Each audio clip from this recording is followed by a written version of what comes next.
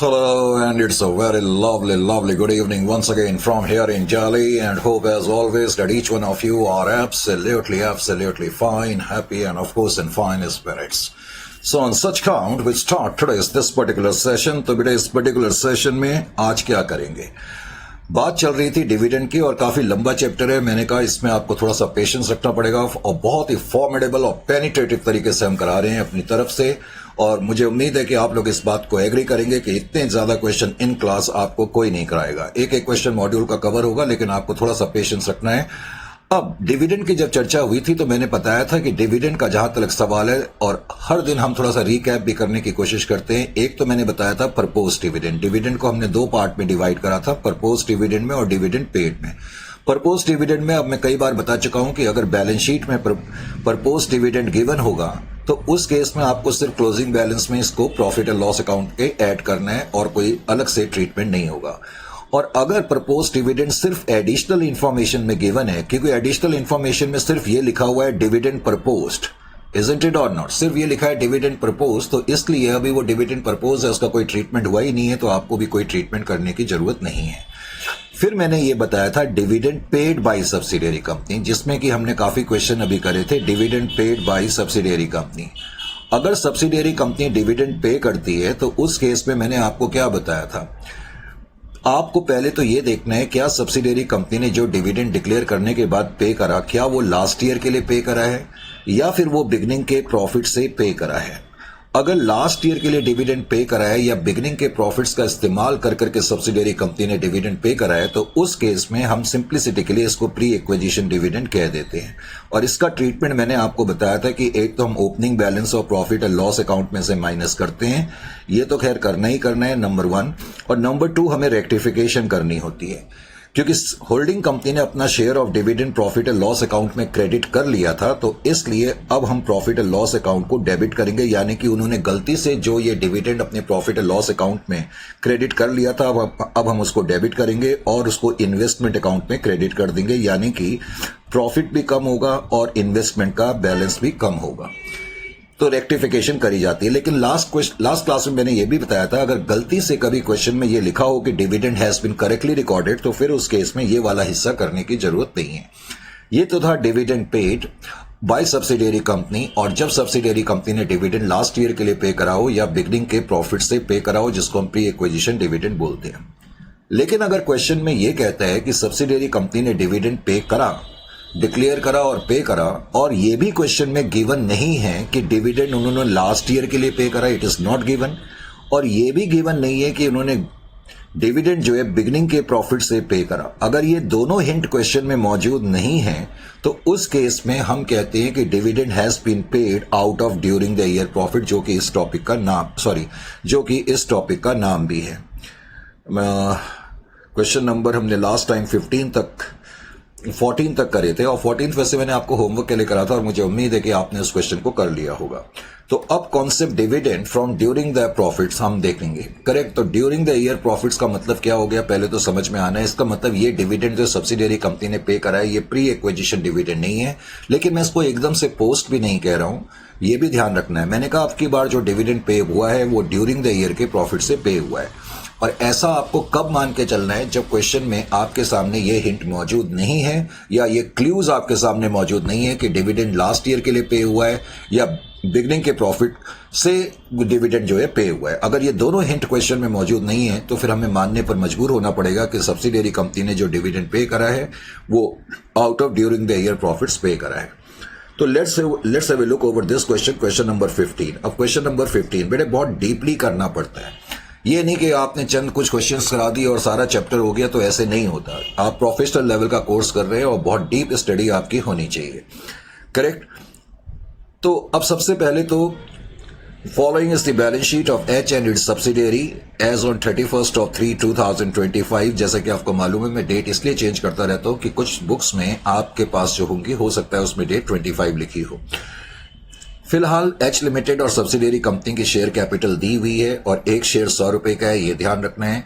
Subsidiary company के मैंने कई बार अब बताया कि प्रॉफिट एंड लॉस अकाउंट को और सब्सिडियरी कंपनी के जो रिजर्व एंड सरप्लस के आइटम है उनको ध्यान से नोट करना पड़ता है, ये भी आपको ध्यान रखना है।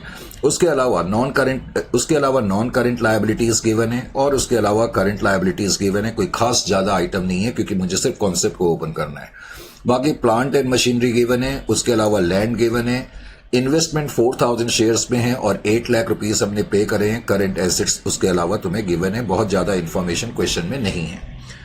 अब इस क्वेश्चन में कहता है prepare a consolidated balance sheet as on 31/3/2025।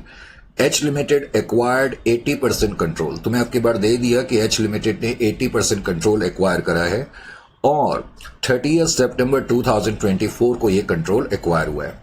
अब उसने कहा प्रॉफिट एंड लॉस अकाउंट में बैलेंस 1/4/2024 को 3 लाख का है और जनरल रिजर्व में बैलेंस 2 लाख का है। यहां तक तो कोई प्रॉब्लम नहीं है, लेकिन अब ये क्वेश्चन कहता है subsidiary company declared and paid A dividend at the rate of 10% इन नवंबर 2024।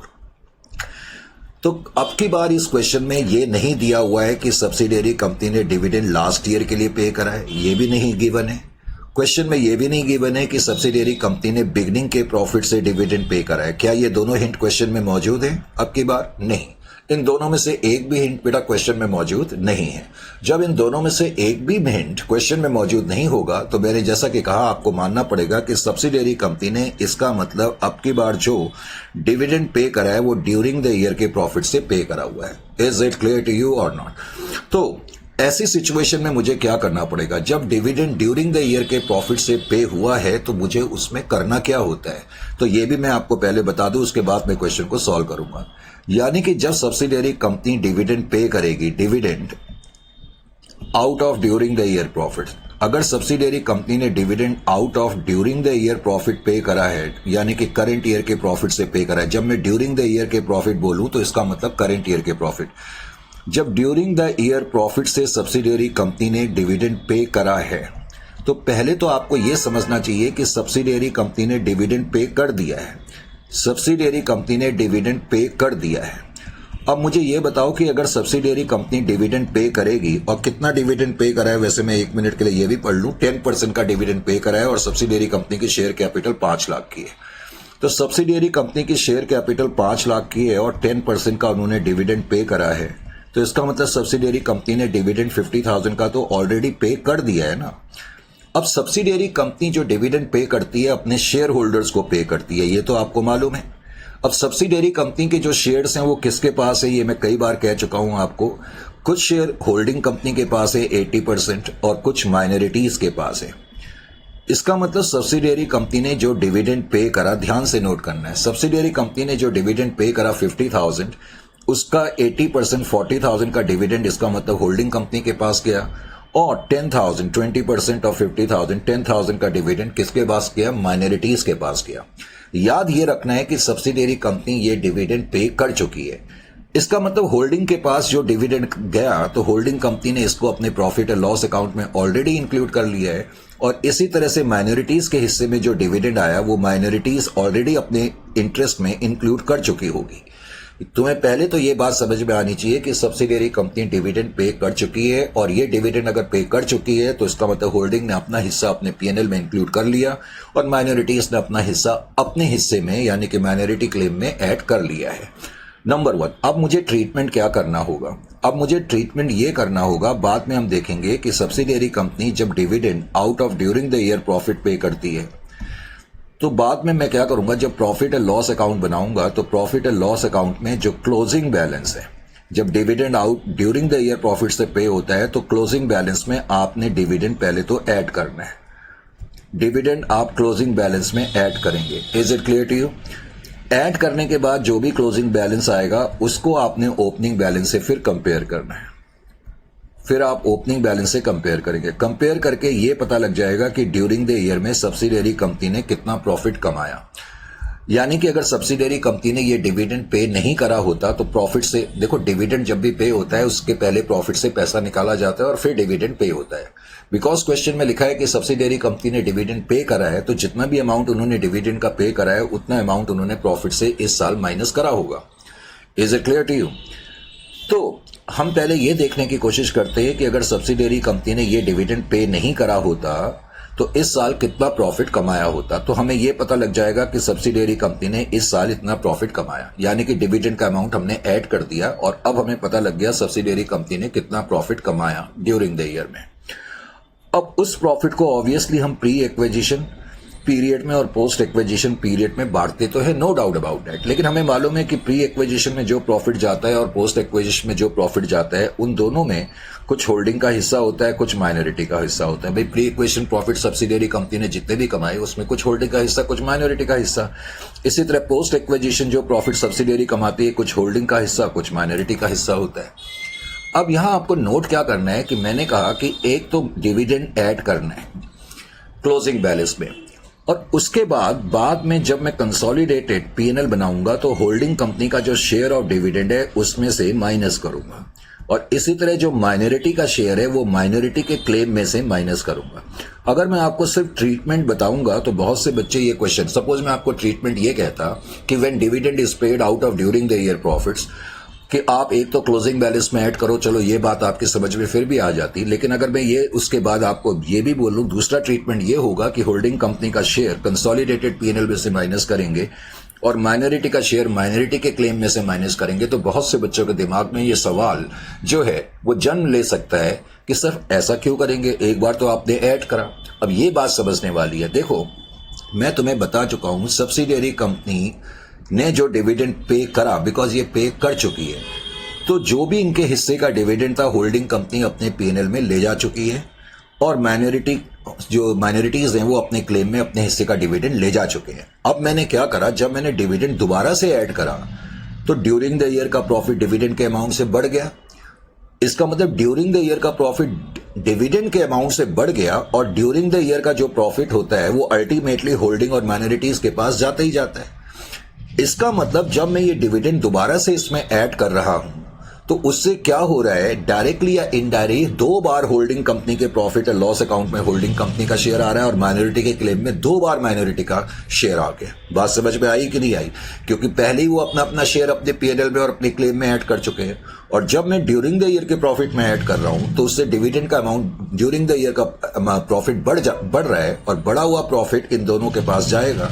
तो इनडायरेक्टली इसका मतलब क्या हो गया कि जब मैंने ये डिविडेंड ऐड करा उसके बाद डायरेक्टली या इनडायरेक्टली इसका मतलब हो गया होल्डिंग कंपनी के खाते में दो बार डिविडेंड क्रेडिट हो गया और माइनॉरिटी के खाते में दो बार डिविडेंड क्रेडिट हो गया। इसलिए उसको ठीक करने के लिए होल्डिंग कंपनी का शेयर हम इनके कंसोलिडेटेड पीएनएल में से माइनस करते हैं और माइनॉरिटी के क्लेम में से भी माइनस करते हैं। बात समझ में आ गई कि एक बार ऐड करने के बाद हम माइनस क्यों करते हैं, ये बात अच्छी तरह समझ में आ जानी चाहिए। अब इसमें किसी तरीके का डाउट नहीं होना चाहिए, क्योंकि डिविडेंड का अमाउंट ये पे करा जा चुका है और ये ऑलरेडी पहले इंक्लूड कर चुके हैं। अब कई बच्चे ये क्वेश्चन भी पूछ सकते हैं, सर अगर ऐसा ही है तो क्या जरूरत है ऐड करने की, ऐड ही नहीं करते, कोई ट्रीटमेंट ही नहीं करते। बेटा कारण क्या होता है, आपको मालूम है जैसे डिविडेंड है, जैसे एबनॉर्मल लॉस है, ये बिजनेस के ऑपरेशनल खर्चे नहीं है। तो हमें ये देखना पड़ता है कि अगर ये नॉन बिजनेस खर्चे नहीं होते तो हमारा पूरा अकाउंटिंग ईयर का प्रॉफिट कितना होता, हमें ये दिखाना पड़ता है, इसलिए हमें ये खर्चे पहले ऐड करने पड़ते हैं। Are you getting my point or not? लेकिन ऐड करके पहले तो हमने ये देखा कि ड्यूरिंग द ईयर में इतना प्रॉफिट हुआ, लेकिन वो ऐड करने से डिविडेंड दो बार क्रेडिट हो गया, होल्डिंग के खाते में भी और माइनॉरिटीज के खाते में भी। तो इसकी वजह से मुझे इनका जो रिस्पेक्टिव हिस्सा है वो इनके रिस्पेक्टिव चीजों में से, यानी कि कंसोलिडेटेड पीएनएल में से और माइनॉरिटी के क्लेम में से माइनस करना पड़ता है। Is it clear to you और नॉट? मुझे उम्मीद है कि अब ये बात समझ में आनी चाहिए। तो अब ये पॉइंट अब आपकी समझ में आ गया। वैसे ये सब मैंने लिखा हुआ है, ये तुम्हें लिखने की जरूरत नहीं है। वैसे आप लिखना चाहते हो तो आप लिख ले, मुझे कोई प्रॉब्लम नहीं है। आगे अब इस क्वेश्चन में क्या कह रहा है, जरा आगे की लाइन भी पढ़ लें। आगे तो हमने क्वेश्चन पढ़ ही लिया था। तो मेन चीज सब्सिडियरी कंपनी की शेयर कैपिटल 5 लाख की है। तो अब सबसे पहले तो हमने क्वेश्चन को जैसे हम नॉर्मली सॉल्व करते हैं तो हमने करना शुरू करा। अब क्वेश्चन को सॉल्व करने के लिए फटाफट मैंने देखा बहुत से बच्चों को कितना ही समझाया जाए लेकिन वो लिखने की जहमत को गवारा नहीं करते हैं, जो कि बेहद गलत है। करेक्ट? ध्यान से दें, इतना डीपली, मैं बार बार कह रहा हूं कि इतना डीपली, इतना इन डेप्थ आपको कोई नहीं पढ़ाएगा। आप कहीं पर भी क्लासेस देखें, यूट्यूब में बहुत लोगों की क्लासेस चल रही है, बहुत लोगों की लाइव क्लासेस चल रही है, आप ध्यान से देखें तो आपको अपने आप अंदाजा हो जाएगा, एहसास हो जाएगा। तो यहां पर ध्यान से देखें। तो सबसे पहला स्टेप मैंने क्या कहा, सबसे पहला स्टेप जो है स्टेप नंबर 1 नहीं, पहले तो हम एनालिसिस करते हैं, तो हमने एनालिसिस करना शुरू करा। अब जब एनालिसिस करते हैं आपकी कोशिश ये होनी चाहिए क्वेश्चन के जितने भी मेन पॉइंट्स हैं उन तमाम मेन पॉइंट्स को फटाफट आप लिख लें। अब जब मैंने इनको लिखना शुरू करा तो सबसे पहले तो मैंने एक लाइन स्ट्रेच करी जैसा कि हम लोगों की आदत है, और फिर हमने अकाउंटिंग ईयर के बिगनिंग की डेट 1/4/2024 और ईयर के एंड की डेट को नोट कर लिया 31/3/2025। इस डेट को नोट करने के बाद अब कुछ चीजें आपको नोट करनी चाहिए, जैसे कि एक तो डेट ऑफ कंट्रोल कौन सी है। तो डेट ऑफ कंट्रोल या डेट ऑफ एक्विजिशन जो है वो इस केस में 30 सितंबर 2024 है। यानी कि इसका मतलब ये हो गया कि पहले 6 महीने प्री एक्विजिशन के, बाद के 6 महीने जो है पोस्ट एक्विजिशन के, नंबर 1। फिर जैसा कि इस क्वेश्चन में अभी मैं तुम्हें बता भी रहा था, मेन पॉइंट इस क्वेश्चन में ये था कि सब्सिडियरी कंपनी ने नवंबर के महीने में, मान लेते हैं कि नवंबर का महीना कहीं यहां पर आ रहा है, सब्सिडियरी कंपनी ने नवंबर के महीने में डिविडेंड पे करा है। नवंबर 24 को उन्होंने डिविडेंड पे करा, और जैसा कि अभी कुछ लम्हा पहले मैंने बताया कि डिविडेंड उन्होंने पे करा है 50,000 का डिविडेंड पेड। अब ये जो सब्सिडियरी कंपनी ने डिविडेंड पे करा, मैंने कहा अब की बार ये नहीं दिया हुआ कि ये डिविडेंड लास्ट ईयर के लिए पे हुआ है, या क्वेश्चन में ये भी नहीं दिया कि ये डिविडेंड बिगनिंग के प्रॉफिट का इस्तेमाल कर करके पे हुआ है। तो जब ये दोनों हिंट मौजूद नहीं होते तो हम ये मानेंगे कि dividend has been paid out of during the year profit. पहले तो जब बाद में आप रिवाइज करेंगे ना तो ये लिखे हुए नोट्स आपको काम आएंगे, आपको पूरा क्वेश्चन नहीं करना पड़ेगा, इसलिए आप लिख लिया करें ड्यूरिंग द ईयर प्रॉफिट्स। तो इसका मतलब डिविडेंड जो हमने पे करा है out of during the year profits पे करा है। एक तो ये बात समझ पे आ जानी चाहिए। अब ड्यूरिंग द ईयर में जब डिविडेंड पे करते हैं तो एक हमने क्लोजिंग बैलेंस में ऐड करना है, उसके बाद जो इनके रिस्पेक्टिव शेयर है इनके रिस्पेक्टिव क्लेम में से माइनस कर देने। बड़ा सिंपल सा ट्रीटमेंट है, यहां कोई रॉन्ग या रेक्टिफिकेशन चीज हमें नहीं करनी है जो कि प्री एक्विजिशन में करनी होती है। उसके अलावा मैंने आपको यह भी बताया कि आप ये भी नोट कर लिया करें कि बिगनिंग की डेट को प्रॉफिट एंड लॉस अकाउंट में कितना बैलेंस है। जैसा कि नीचे लिखा हुआ था कि प्रॉफिट एंड लॉस अकाउंट में बिगनिंग की डेट को 3 लाख का बैलेंस है और जनरल रिजर्व में 2 लाख का बैलेंस है। ये चीजें आप नोट पहले ही कर लोगे तो आपका बाद में टाइम काफी सेव हो जाएगा, इस चीज को ध्यान में रखना है। उसके अलावा प्रॉफिट एंड लॉस अकाउंट में ईयर के एंड में 5 लाख का बैलेंस है जो हमने बैलेंस शीट में देखा सब्सिडियरी कंपनी के कॉलम में, और जनरल रिजर्व में 3 लाख का बैलेंस है। और इस क्वेश्चन में कोई इंटर कंपनी ट्रांजैक्शन नहीं थी, कोई अनरियलाइज प्रॉफिट नहीं था, कोई बोनस कैपिटल नहीं है, कोई रीवैल्यूएशन नहीं है, क्योंकि मुझे सिर्फ ये वाले कॉन्सेप्ट को क्लियर करना है, इसलिए मैंने ये बताया। अब हम क्वेश्चन का जो सॉल्यूशन है यहां से हमने स्टार्ट करा। फर्स्ट स्टेप में हम क्या करते हैं, एग्जामिनेशन में जब आप लिखें तो ऐसे ही लिखें। First step degree of control. Degree of control, अब डिग्री ऑफ कंट्रोल जब हम करेंगे तो पहले तो आप आराम से लिखें total number of shares of subsidiary company. अब वो मैंने लिखा नहीं, मैंने डायरेक्टली बता दिया 5 लाख डिवाइडेड बाय 100 5,000, लेकिन आप एग्जामिनेशन में लिखेंगे। फिर हेल्ड बाय होल्डिंग कंपनी, 5,000 में से होल्डिंग कंपनी के पास कितने शेयर हैं, 4,000 शेयर हैं, और माइनॉरिटीज यानी कि अदर शेयर होल्डर्स के पास कितने शेयर हैं, 1,000 शेयर हैं। तो रेशियो कितना हो गया, 4:1 का हो गया, यानी कि 4/5 और 1/5 यानी कि 80% या और 20%, जो कि तुम्हें ऑलरेडी गिवन भी था। बिकॉज क्वेश्चन में कोई रीवैल्यूएशन नहीं है तो सेकेंड स्टेप में अब हमने क्या करा, analysis of reserve and surplus करा। तो analysis of reserve and surplus जब हम करेंगे, analysis of reserves and surplus. अब रिजर्व एंड सरप्लस का एनालिसिस करने के लिए हमें क्या करना पड़ता है, हम ये देखते हैं कि जो सब्सिडियरी कंपनी का क्लोजिंग बैलेंस कितना है, ओपनिंग बैलेंस कितना है। अब एनालिसिस तुमने जब करना शुरू करा, चलो मैं आपको स्टेटमेंट में ही करके दिखा देता हूं, क्योंकि एग्जामिनेशन में आप बार बार डायग्रामेटिक प्रेजेंटेशन नहीं कर सकते। तो पहले आप क्लोजिंग बैलेंस लिखे P&L का। पहले तो आपने एनालिसिस किसका करा ये लिखें, फिर आप आराम से लिखें कि क्लोजिंग बैलेंस कितना है। क्लोजिंग बैलेंस 5 लाख का है, जो कि मैंने अभी आपको बताया था। क्या क्वेश्चन में कोई एबनॉर्मल लॉस है, मैं ऐसे पूछ रहा हूं, अगर होता तो आप एबनॉर्मल लॉस क्लोजिंग बैलेंस में ऐड करते। क्या क्वेश्चन में कोई dividend out of during the year profits का केस है? अगर है तो हम पहले इसमें ऐड करेंगे। तो टोटल डिविडेंड पहले तो आप इसमें ऐड कर देंगे। तो इसका मतलब अगर तुमने ये डिविडेंड पे नहीं करा होता तो आपका क्लोजिंग बैलेंस 5,50,000 होता। अगर डिविडेंड के लिए आपने प्रॉफिट से पैसा अप्रोप्रिएट नहीं करा होता तो आपका प्रॉफिट 550 होता। अब इसमें से आप ओपनिंग बैलेंस माइनस कर दें तो opening balance profit and loss account में कितना है, पहले तो आप ये देखें। Sir opening balance profit and loss account में 3 लाख का है। 3 लाख का बैलेंस आपने माइनस करा तो माइनस करने के बाद क्या फिगर आ गई, 2,50,000 की फिगर आ गई। 2,50,000 की फिगर आ गई। अब 2,50,000 की जो फिगर है उस फिगर को आपने प्री एक्विजिशन और पोस्ट एक्विजिशन में बांट दिया। प्री एक्विजिशन का हिस्सा आपका 1,25,000 आ जाएगा और पोस्ट एक्विजिशन का हिस्सा, एग्जामिनेशन में P1 P2 लिखने की जरूरत नहीं है, प्री एक्विजिशन पोस्ट एक्विजिशन आप लिखेंगे 1,25,000 1,25,000 इस तरीके से आपके पास ये चीजें आ गई।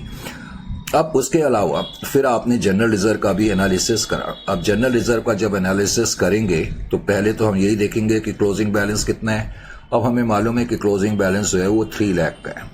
क्लोजिंग बैलेंस में से फिर मैंने ओपनिंग बैलेंस माइनस करा। अब ओपनिंग बैलेंस का जहां तक सवाल है, ओपनिंग बैलेंस आपका 2 लाख का है, तो 2 लाख का ओपनिंग बैलेंस आपने माइनस कर दिया। माइनस करके आपको ये पता लग गया कि सब्सिडियरी कंपनी ने ड्यूरिंग द ईयर के पीरियड में जनरल रिजर्व में 1 लाख रुपए ट्रांसफर करे। जाहिर है कि उसमें से प्री एक्विजिशन पीरियड में, बिकॉज प्री एक्विजिशन पीरियड 6 महीने का है, तो 50,000 और पोस्ट एक्विजिशन पीरियड में 50,000 रुपए, इसका मतलब हमने ट्रांसफर करे। ये चीजें करने के बाद अब आपको क्या करनी है, अब आपको क्या करनी है, ये चीज करने के बाद जाहिर है कि अब हमें क्या करूंगा, नेट एसेट्स कंप्यूट करूंगा। तो थर्ड स्टेप में आप चाहो तो एनालिसिस टेबल लिख लो, या सीधा आप ऐसे भी लिख सकते हो, statement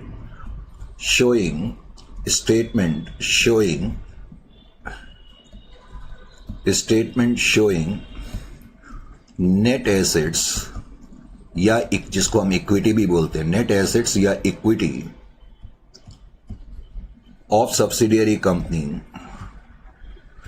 as at date of acquisition. जो हम एनालिसिस टेबल बनाते हैं उसको बनाने का पर्पस बेसिकली यही होता है।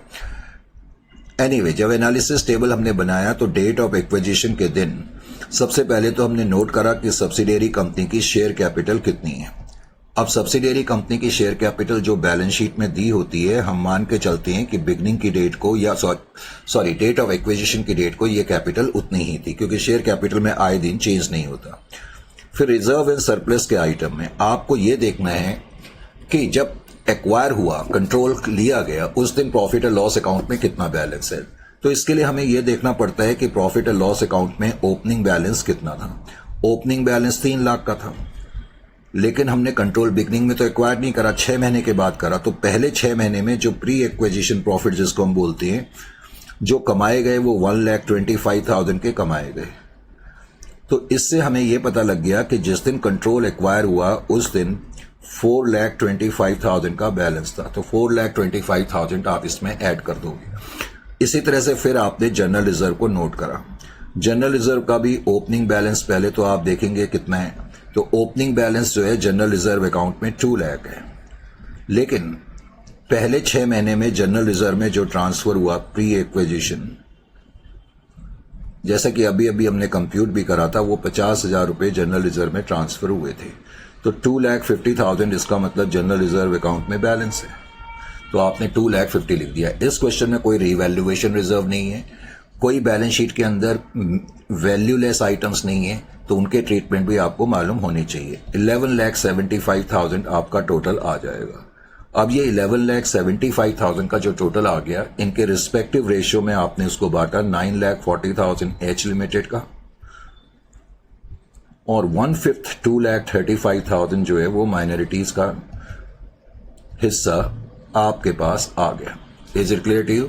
तो आपको पता लग गया कि on the date of control के दिन होल्डिंग कंपनी का हिस्सा सब्सिडियरी कंपनी के नेट एसेट्स में कितना है और माइनॉरिटीज का हिस्सा कितना है।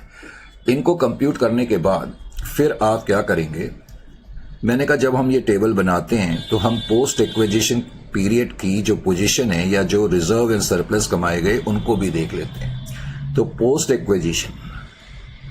Post acquisition profit and loss account, अभी हमने देखा था कि पोस्ट एक्विजिशन पीरियड में जो प्रॉफिट है वो 1,25,000 के हैं, जिसमें कि आपका हिस्सा 1,04,500 है और 25,000 जो है वो माइनॉरिटीज का हिस्सा होगा। जनरल रिजर्व जो है पोस्ट एक्विजिशन पीरियड में 50,000 है, जिसमें आपका हिस्सा 40,000 और माइनॉरिटीज का हिस्सा जो है वो 10,000 है। ये भी आपने नोट कर लिया। Is it clear to you? मैंने कहा माइनॉरिटीज का कोई एडिशनल डेप्रिसिएशन नहीं है, तो तो माइनॉरिटीज का टोटल करके लिख लिया करो। पोस्ट एक्विजिशन पीरियड में माइनॉरिटी का हिस्सा 35,000 का है। ये करने के बाद अब मुझे इसमें क्या करना है, सिर्फ कॉस्ट ऑफ कंट्रोल को देखना है।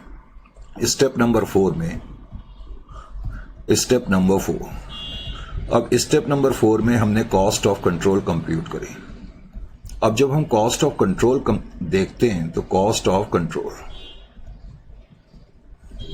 तो कॉस्ट ऑफ कंट्रोल कंप्यूट करने के लिए मुझे क्या देखना पड़ता है, पहले तो हम ये देखते हैं कि हमारी इन्वेस्टमेंट कितनी है। कॉस्ट ऑफ इन्वेस्टमेंट यानी कि शेयर्स या कंट्रोल एक्वायर करने के लिए आपने जो पैसा पे करा वो 8 लाख रुपीज आपने पे करे, ये आपकी कंट्रोल एक्वायर करने की कॉस्ट है। अब की बार डिविडेंड माइनस मत कर देना, क्योंकि अब की बार dividend out of during the year profits का केस है, यहां कोई रेक्टिफिकेशन नहीं हो सकती।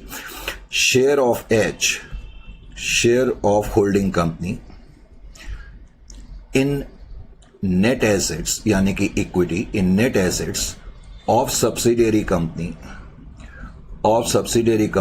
As at date of acquisition. तो डेट ऑफ एक्विजिशन के दिन सब्सिडियरी कंपनी के जितने भी नेट एसेट्स थे उसमें हमारा हिस्सा कितना है, जो कि अभी अभी हमने कंप्यूट करा था 9,40,000 का था। तो इस तरीके से आपके पास इस केस में कैपिटल रिजर्व आ गया, क्योंकि share of net assets investment से ज्यादा है, यानी कि आपको फायदा हुआ। कैपिटल रिजर्व,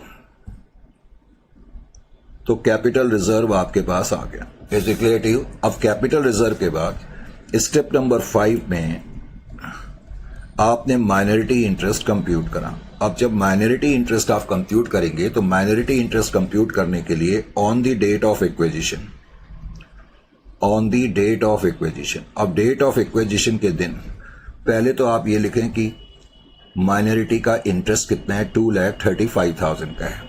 फिर जो माइनॉरिटी का हिस्सा post acquisition reserve and surplus में है, post acquisition reserve and surplus, जो कि अभी अभी हमने देखा था, post acquisition reserve and surplus में माइनॉरिटी का हिस्सा 35 है। वैसे तो माइनॉरिटी का टोटल 270 आ रहा है, लेकिन अब की बार आपको ख्याल ये करना पड़ेगा, क्योंकि अब की बार dividend out of during the year profit है।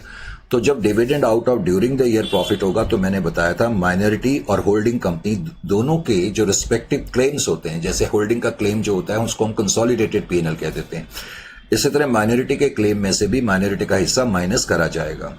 लेस शेयर ऑफ डिविडेंड, तो जो शेयर ऑफ डिविडेंड है 10,000 है इनका हिस्सा, तो 10,000 ये आपको माइनस करना भूलना नहीं है। Is it clear to you और नॉट?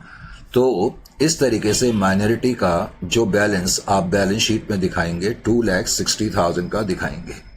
यही इस क्वेश्चन में है, बाकी अब इस क्वेश्चन में कुछ मेरे बताने लायक है नहीं। तो देखो, ये आपकी ओरिजिनल बैलेंस शीट है, मैं जानबूझ के आपको पहले ओरिजिनल बैलेंस शीट में ले जा रहा हूं। अगर मैं बैलेंस शीट बनाऊंगा तो बताओ सबसे पहले मैं क्या करूंगा, इक्विटी शेयर कैपिटल केवल होल्डिंग कंपनी की लिखूंगा 5 लाख, सब्सिडियरी कंपनी की शेयर कैपिटल नहीं लिखी जाएगी। अब जब मैं प्रॉफिट एंड लॉस अकाउंट लिखूंगा तो कंसोलिडेटेड पीएनएल जब हम लिखेंगे तो ऑफ कोर्स हम ये 4 लाख रुपीस तो लिखेंगे, उसमें जो हमारा पोस्ट एक्विजिशन में हिस्सा है वो लिखेंगे। कोई एडिशनल डिविडेंड, कोई यूआरपी नहीं है, होती तो माइनस करता, कोई एडिशनल डेप्रिसिएशन नहीं है, होता तो माइनस करता, लेकिन जो डिविडेंड है, जो हमारा शेयर है वो माइनस करना मत भूलना। और क्यों माइनस कर रहे हैं ये लॉजिक अच्छी तरह मालूम होना चाहिए, क्योंकि डिविडेंड जब हमने ऐड करा क्लोजिंग बैलेंस में तो उसकी वजह से होल्डिंग और माइनॉरिटीज के हिस्से डिविडेंड का हिस्सा एक तरीके से उनके हिस्सों में 2 बार क्रेडिट हो गया, इसलिए उसको ठीक करने के लिए माइनस करते हैं। जनरल रिजर्व 3 लाख रुपीस आप लिखेंगे, पोस्ट एक्विजिशन जो जनरल रिजर्व है वो ऐड कर देंगे। नॉन करेंट लायबिलिटी बस आपने मिला करके लिख देनी है 8 लाख, और इसी तरह से करंट लायबिलिटी आप मिला करके लिख देंगे, लेकिन उसके अलावा माइनॉरिटी इंटरेस्ट और कैपिटल रिजर्व को लिखना भूलना नहीं है। इसी तरह प्लांट एंड मशीनरी मिला करके लिख देनी है, लैंड को मिला करके लिख देना है, इन्वेस्टमेंट को लिखेंगे नहीं, और करंट एसेट आप मिला करके लिख देंगे। और इस पर्टिकुलर क्वेश्चन में जो बैलेंस शीट है वो मैंने यहां बना भी दी है, वो थोड़ा सा मैं आपको प्रैक्टिस करा रहा था। तो इक्विटी शेयर कैपिटल 10 लाख जैसा मैंने बताया, रिजर्व्स हमारे 3 लाख के हैं होल्डिंग कंपनी के, और 40,000 पोस्ट एक्विजिशन पीरियड में जनरल रिजर्व 50,000 थे, उसमें हमारा हिस्सा 40,000 था, तो टोटल 3,40,000 आ जाएगा। कंसोलिडेटेड पीएनएल 4 लाख, पहले तो होल्डिंग कंपनी का जो बैलेंस है बैलेंस शीट में वो लिखेंगे। पोस्ट एक्विजिशन पीरियड प्रॉफिट 1,25,000 के थे, उसमें हमारा हिस्सा 1 लाख का था, हमने ऐड करा। और जो ये मैं बता रहा था शेयर ऑफ डिविडेंड 40,000, ये आप माइनस करेंगे, 460 आउटर कॉलम में लिखेंगे। कैपिटल रिजर्व लिखना भूलना नहीं है, और माइनॉरिटी क्लेम आपने लिखा 2,60,000। फिर नॉन करंट लायबिलिटीज मैंने कहा मिला करके लिख देनी है, करंट लायबिलिटी मिला करके लिख देनी है, बैलेंस शीट का टोटल 17 लाख आ जाएगा। बाकी इस क्वेश्चन में कोई रीवैल्यूएशन नहीं है, इसलिए एसेट्स को आप ऐड कर देंगे सीधा, मशीनरी को, लैंड को, और उसके अलावा करंट एसेट्स को। तो टोटल, सॉरी मैंने 17 बोल दिया था, टोटल 47 लाख आपका आ जाएगा। क्वेश्चन नंबर 16 को अब आप देखें। 16 में कहता है the balance sheet of H company and subsidiary company as on 31 March 2024। अब की बार मैंने डेट चेंज नहीं करी। लायबिलिटी साइड में सबसे पहले तो प्रेफरेंस शेयर कैपिटल दी है, लेकिन अच्छी बात यह है कि अब की बार एस लिमिटेड की कोई भी प्रेफरेंस शेयर कैपिटल नहीं है। तो होल्डिंग कंपनी की जो ये प्रेफरेंस शेयर कैपिटल दी हुई है, जब मैं बाद में बैलेंस शीट बनाऊंगा तो बैलेंस शीट के अंदर सिर्फ preference share capital holding company की ही आएगी। करेक्ट, होल्डिंग कंपनी की आएगी। ऐसी इक्विटी शेयर कैपिटल जब मैं लिखूंगा तो होल्डिंग कंपनी की equity share capital consolidated balance sheet में आएगी। जनरल रिजर्व जब हम लिखेंगे तो उसमें ऑफ कोर्स कुछ हम पोस्ट एक्विजिशन पीरियड में जो हमारा शेयर है वो मिला करके हम लिख देंगे, लेकिन हमें नोट करना होगा कि सब्सिडियरी कंपनी का जनरल रिजर्व 6,000 है और प्रॉफिट एंड लॉस अकाउंट में 1,08,000 है। इसी तरह जब मैं बैलेंस शीट में कंसोलिडेटेड पीएनएल लिखूंगा तो कंसोलिडेटेड पीएनएल में पहले तो मैं 360 लिखूंगा जो होल्डिंग कंपनी का है, और कोई पोस्ट एक्विजिशन शेयर है तो मैं ऐड करूंगा, कोई अनरियलाइज प्रॉफिट है तो मैं माइनस करूंगा, कोई एडिशनल डेप्रिसिएशन है तो मैं माइनस करूंगा, बाकी डिविडेंड हमें अगर हमारा कोई हिस्सा है तो वो माइनस करा जाएगा। क्रेडिटर्स आप मिला करके लिख देंगे, अगर कोई इंटर कंपनी ट्रांजैक्शन होगी तो माइनस कर देंगे। इसी तरह बिल्स रिसेबल भी आप, बिल्स पेएबल भी मिला करके लिखेंगे, कोई इंटर कंपनी ट्रांजैक्शन होगी तो वो आप माइनस कर देंगे। एसेट साइड में डेटर्स को आपने मिला करके लिखना है, कोई इंटर कंपनी ट्रांजैक्शन होगी तो माइनस करेंगे, स्टॉक को भी हम मिला करके लिख देंगे, और कोई अनरियलाइज प्रॉफिट होगा तो माइनस करेंगे। अब आपने 1,80,000 रुपीज पे करे हैं 1,200 शेयर खरीदने के लिए। अब की बार सब्सिडियरी कंपनी की शेयर कैपिटल 1,50,000 है और एक शेयर 100 रुपए का है। इसका मतलब 1,500 शेयर हैं और 1,500 शेयर में आपके हिस्से में 1,200 शेयर हैं। और वो कहता है कंट्रोल जो एक्वायर करा 1/4/2023 को करा। उसके अलावा आपको tangible property, plant and equipment या फिक्स्ड एसेट दिए हुए हैं, ये आप मिला करके ही लिखेंगे, लेकिन अगर कोई रीवैल्यूएशन की ट्रीटमेंट होगी तो वो हमें करनी पड़ती है। नीचे उसने लिखा profit and loss account of H company includes N interim dividend of 10% received from S company. इस लाइन का क्या मतलब हो गया? वो कह रहा है कि होल्डिंग कंपनी का जो प्रॉफिट एंड लॉस अकाउंट है, होल्डिंग कंपनी का जो प्रॉफिट एंड लॉस अकाउंट है, वो कह रहा है सब्सिडियरी कंपनी ने पहले तो 10% डिविडेंड पे करा है। अब सब्सिडियरी कंपनी की शेयर कैपिटल 1,50,000 है, तो 1,50,000 का मतलब सब्सिडियरी कंपनी ने 15,000 रुपए का डिविडेंड पे करा होगा। अब जो डिविडेंड पे करा होगा अपने शेयर होल्डर्स को पे करा होगा। अब उन 15,000 शेयर में से कुछ हिस्सा डिविडेंड का एच के पास पहुंचा होगा और कुछ माइनॉरिटीज के पास पहुंचा होगा। हम बाद में देखेंगे कि अभी अभी हमने इनफेक्ट देख ही लिया है कि जो टोटल शेयर हैं 1,500 शेयर हैं और उसमें से 1,200 शेयर आपके पास है, तो 300 शेयर माइनॉरिटीज के पास है। इसका मतलब 4:1 का रेशियो है। तो इसका मतलब 15,000 जो डिविडेंड सब्सिडियरी कंपनी ने पे करा 4/5 एच के पास पहुंचा और 1/5 माइनॉरिटीज के पास पहुंचा, इसमें तो कोई डाउट नहीं है। अब इस क्वेश्चन में यह भी नहीं लिखा हुआ कि सब्सिडियरी कंपनी ने जो डिविडेंड पे करा है वो लास्ट ईयर के लिए पे करा है, ऐसा तो नहीं लिखा। देखो ये वर्ड इंटरिम से कुछ नहीं लेना देना। ये नहीं कि आप सोचे इंटरिम डिविडेंड है तो आप पहले से कंक्लूड कर लें। मान लो इसी क्वेश्चन में ये लिखता कि सब्सिडियरी कंपनी ने इंटरिम डिविडेंड पे करा बिगनिंग के प्रॉफिट से, तो फिर ये प्री एक्विजिशन डिविडेंड का केस होता। तो वर्ड इंटरिम से कोई धोखा नहीं खाना है डिविडेंड के केस में। Is it clear to? Dividend के केस में आपको ये देखना है क्या डिविडेंड लास्ट ईयर के लिए पे हुआ, नहीं। क्या डिविडेंड बिगनिंग के प्रॉफिट से पे हुआ, नहीं, क्योंकि क्वेश्चन में लिखा नहीं है। जब ये दोनों हिंट नहीं गिवन होते हैं तो मैंने बताया तब आप ये मान करके चलते हैं कि डिविडेंड ड्यूरिंग द ईयर के प्रॉफिट से हुआ है। तो ये भी केस है dividend out of during the year profits. और जब dividend during the year profit होता है तो मैं आपको बता ही चुका हूं कि क्लोजिंग बैलेंस में पहले तो आप टोटल डिविडेंड 15,000 ऐड तो करेंगे, लेकिन बाद में जब आप कंसोलिडेटेड पीएनएल बनाएंगे और जब माइनॉरिटी का इंटरेस्ट कंप्यूट करेंगे तो इनके जो रिस्पेक्टिव शेयर हैं डिविडेंड के 12,000 होल्डिंग कंपनी का 3,000 इनका, वो यहां से माइनस भी करेंगे। क्लोजिंग बैलेंस में ऐड करना और यहां से माइनस। अब यहां से माइनस क्यों करते हैं, बार बार कई बच्चों को इस चीज की कंफ्यूजन होती है, वो मैं बार बार बता रहा हूं। क्योंकि सब्सिडियरी कंपनी ने जब डिविडेंड पे करा तो 12,000 रुपए इन्होंने अपने प्रॉफिट और लॉस अकाउंट में क्रेडिट करा होगा, 3,000 इन्होंने अपने माइनॉरिटी इंटरेस्ट में इंक्लूड कर लिया होगा। अब क्या हुआ, जब मैं ड्यूरिंग द ईयर के प्रॉफिट में डिविडेंड ऐड कर रहा हूं तो डिविडेंड, तो जो ड्यूरिंग द ईयर का प्रॉफिट है डिविडेंड के अमाउंट से बढ़ रहा है, तो इसका मतलब एक बार और 12,000 रुपए इनके अकाउंट में क्रेडिट हो रहे हैं और एक बार और 3,000 रुपए इनके अकाउंट में क्रेडिट हो गए, एक बार और हो गए ना। इसलिए इसको ठीक करने के लिए हम इनके रिस्पेक्टिव शेयर से ये माइनस करते हैं। Is it clear to you? फिर उसने कहा on 1/4/2023 profit and loss account of S limited stood at 77,500 and general reserve में 3,000 का बैलेंस है। बिगनिंग की डेट को कितना बैलेंस है ये भी नोट करना चाहिए। फिर कह रहा है जो एच कंपनी है उसने रीवैल्यू करा plant and machinery of S company को at the time of purchase of shares by 20,000 more than the book value. कभी कभी अच्छी बात ये, इस क्वेश्चन में रीवैल्यूएशन तो है लेकिन इसमें तुम्हें कुछ करना नहीं पड़ेगा।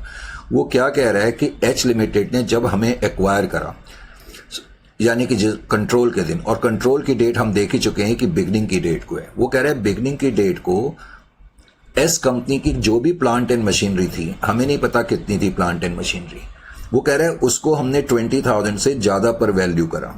यानी कि जब तुम्हें नीचे क्वेश्चन में सिर्फ ये दिया होगा कि होल्डिंग कंपनी ने सब्सिडियरी कंपनी के एसेट को इतने से ज्यादा पर वैल्यू कराया और तुम्हें बुक वैल्यू गिवन नहीं होगी उस दिन की, तो ऐसे केस में तुम्हें कोई रिवैल्यूएशन करने की जरूरत नहीं है।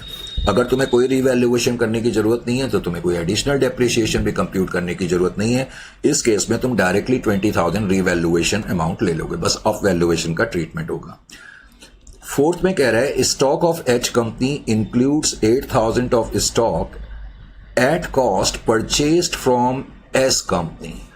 अभी तक हमने जो अनरियलाइज प्रॉफिट की ट्रीटमेंट करी थी तो हमने देखा था कि उसमें एक तो डाउन स्ट्रीम होती है और एक अप स्ट्रीम होती है। इस केस में वो क्या कह रहा है, स्टॉक ऑफ एच लिमिटेड, यानी कि एस लिमिटेड ने कुछ सामान जो है एच लिमिटेड को बेचा होगा। एस लिमिटेड ने एच लिमिटेड को कुछ सामान बेचा होगा, क्योंकि कह रहा है stock of H limited includes 8,000 of stock. वो कह रहे हैं एच लिमिटेड का जो स्टॉक है उसमें 8,000 रुपए का ऐसा सामान पड़ा हुआ है जो उन्होंने एस लिमिटेड से खरीदा था। इसका मतलब एस लिमिटेड ने अब की बार हमें बेचा है, तो ये अप स्ट्रीम ट्रांजेक्शन है। ये कौन सी ट्रांजेक्शन है, ये अप स्ट्रीम ट्रांजेक्शन है। पहले तो ये तुम्हें मालूम होना चाहिए कि अब की बार ये अप स्ट्रीम ट्रांजेक्शन है, नंबर 1। फिर कह रहा है कि further debtors of S company includes 24,000 for sales to H company. क्या कह रहा है, further debtors of S company includes 24,000 for sales to H company. इस लाइन का क्या मतलब निकला, इसका मतलब क्या हुआ कि एस लिमिटेड के जो डेटर्स हैं, एस लिमिटेड के जो डेटर्स हैं वो कह रहा है उसमें 24,000 रुपीज का ऐसा अमाउंट है जो उन्होंने एच लिमिटेड से लेना है। क्यों लेना है, क्योंकि एस लिमिटेड ने हमें कुछ सामान बेचा होगा, गुड्स बेचे। गुड्स का मतलब स्टॉक। तो इसका मतलब एस लिमिटेड ने एच लिमिटेड को 24,000 का सामान बेचा था और उस 24,000 के सामान में से 8,000 का सामान पड़ा हुआ है। फिर उसने ये भी बताया कि debtors of S company includes 24,000 for sales to H company on which S company made a profit of 6,000, और कहता है उस पे एस कंपनी ने 6,000 का प्रॉफिट कमाया। तो ध्यान क्या रखना है कि जब एस लिमिटेड ने एच लिमिटेड को 24,000 का सामान बेचा तो उस 24,000 के सामान पे इन्होंने 6,000 का प्रॉफिट कमाया। इसका मतलब rate of profit on sales कितना हो गया, 1/4 हो गया। अब एच लिमिटेड ने 24,000 का सामान तो खरीदा, लेकिन उस खरीदे हुए सामान में से 8,000 का सामान अभी भी पड़ा हुआ है। तो इस 8,000 पे अनरियलाइज प्रॉफिट कितना हो जाएगा, 1/4 हो जाएगा। Rate of profit on sales given है तो 2,000 अनरियलाइज प्रॉफिट है, लेकिन ये अप स्ट्रीम ट्रांजेक्शन है। तो मैंने बताया था कि अप स्ट्रीम ट्रांजैक्शन के केस में क्या करना होता है। एक तो हम कंसोलिडेटेड इन्वेंट्री में से माइनस करेंगे पूरे 2000, जो बैलेंस शीट में हम कंसोलिडेटेड इन्वेंट्री लिखते हैं उसमें से 2000 पूरे माइनस करेंगे। लेकिन उसके बाद हम क्या करेंगे, ये जो URP है उसमें जो H लिमिटेड का शेयर है और जो माइनॉरिटी का शेयर है वो इनके रिस्पेक्टिव क्लेम में से माइनस करेंगे। क्यों करेंगे? क्योंकि ये अप स्ट्रीम ट्रांजैक्शन है। अप स्ट्रीम ट्रांजैक्शन का मतलब है कि जब S लिमिटेड ने सामान H लिमिटेड को बेचा तो उस बेचे हुए सामान पे इन्होंने 6000 का प्रॉफिट कमाया था। भाई इन्होंने तो यही सोचा ना कि हमने 24000 की सेल कर दी है, 6000 का प्रॉफिट हुआ, ये प्रॉफिट S लिमिटेड को हुआ।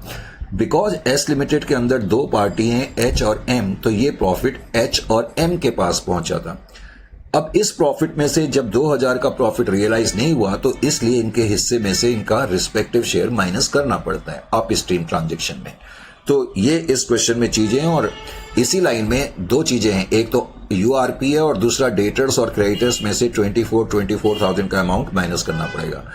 अब इस क्वेश्चन में एक चीज और है, S company made a bonus issue out of pre equation profit of 60,000 not recorded in the books. ये लाइन अगर नहीं भी लिखी हो not recorded in the books, हम यही मान के चलते हैं कि जो बोनस इश्यू हुआ है अभी उसका इफेक्ट बैलेंस शीट में नहीं दिया गया है, चाहे ये लाइन लिखी हो या ना लिखी हो।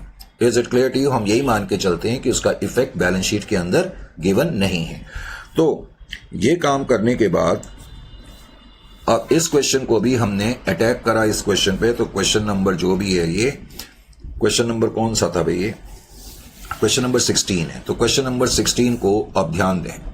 अब क्वेश्चन नंबर 16 को समझने के लिए सबसे पहले हमने क्या करा, सबसे पहले हम एनालिसिस करते हैं। तो एनालिसिस करना तो भूलना नहीं है। अब की बार मैंने क्वेश्चन में डेट्स चेंज नहीं कराई हैं। वो इसलिए नहीं कराई हैं क्योंकि मुझे मालूम है कि आपके बुक्स में यही डेट्स लिखी होंगी। तो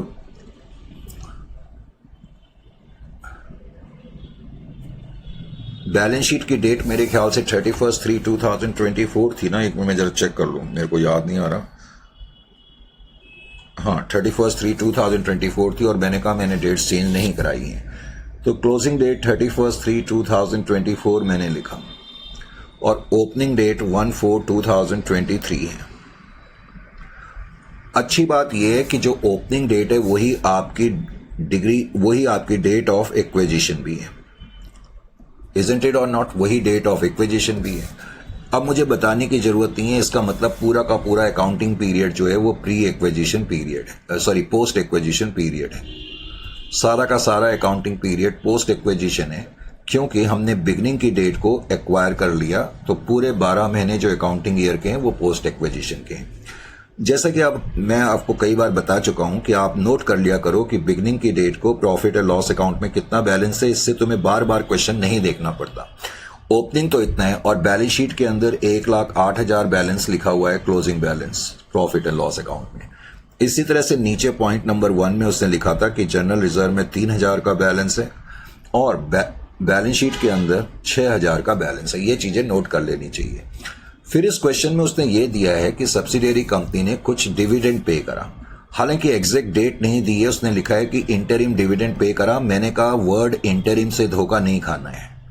तो सब्सिडियरी कंपनी ने जो डिविडेंड पे करा, पहले तो 10% का डिविडेंड पे करा और जैसा कि मैंने अभी बताया था सब्सिडियरी कंपनी की शेयर कैपिटल 1,50,000 की है, तो इसका मतलब 15,000 का उन्होंने डिविडेंड पे करा है। करेक्ट। इस डिविडेंड में एच का शेयर 4/5 12,000 है, जैसा कि अभी मैंने ये भी बताया था, और 1/5 यानी कि 3,000 का शेयर माइनॉरिटीज का होगा। लेकिन ये dividend out of during the year profit माना जाएगा। क्यों? क्योंकि क्वेश्चन में ये नहीं दिया हुआ कि डिविडेंड कब पे हुआ है, लास्ट ईयर के लिए पे हुआ है या बिगनिंग के प्रॉफिट से पे हुआ है।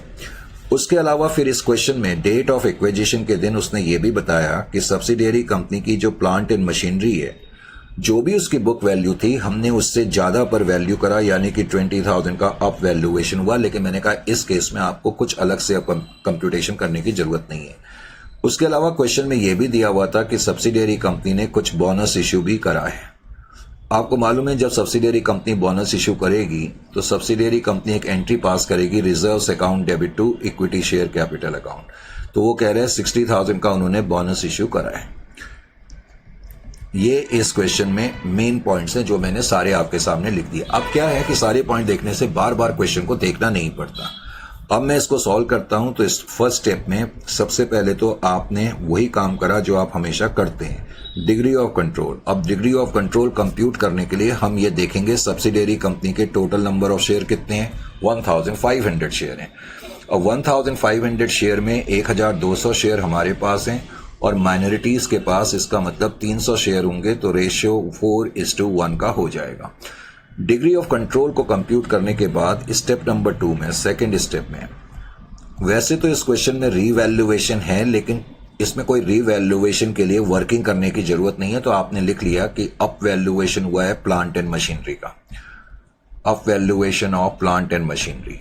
लेकिन मुझे उसके लिए कुछ कैलकुलेशन करने की जरूरत नहीं है, ये चीज का ध्यान रखना है। Is it clear to you? मुझे कोई कैलकुलेशन करने की जरूरत अब की बार नहीं पड़ेगी।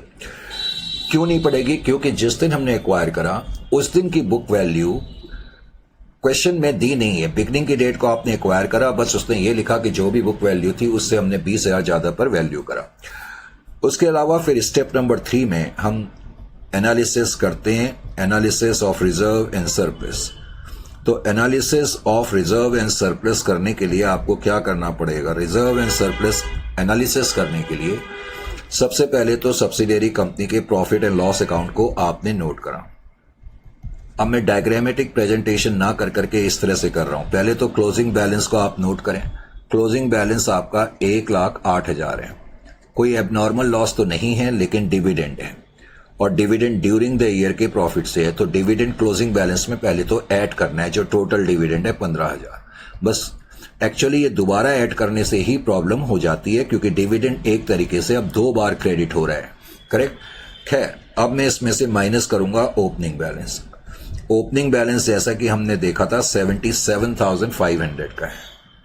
अब 77,500 का बैलेंस आप पहले तो माइनस करेंगे, तो इससे आपको ये पता लग गया कि सब्सिडियरी कंपनी ने इस पूरे साल में 45,500 का प्रॉफिट अर्न करा होगा। अर्न कितना प्रॉफिट अर्न करा? 45,500 का।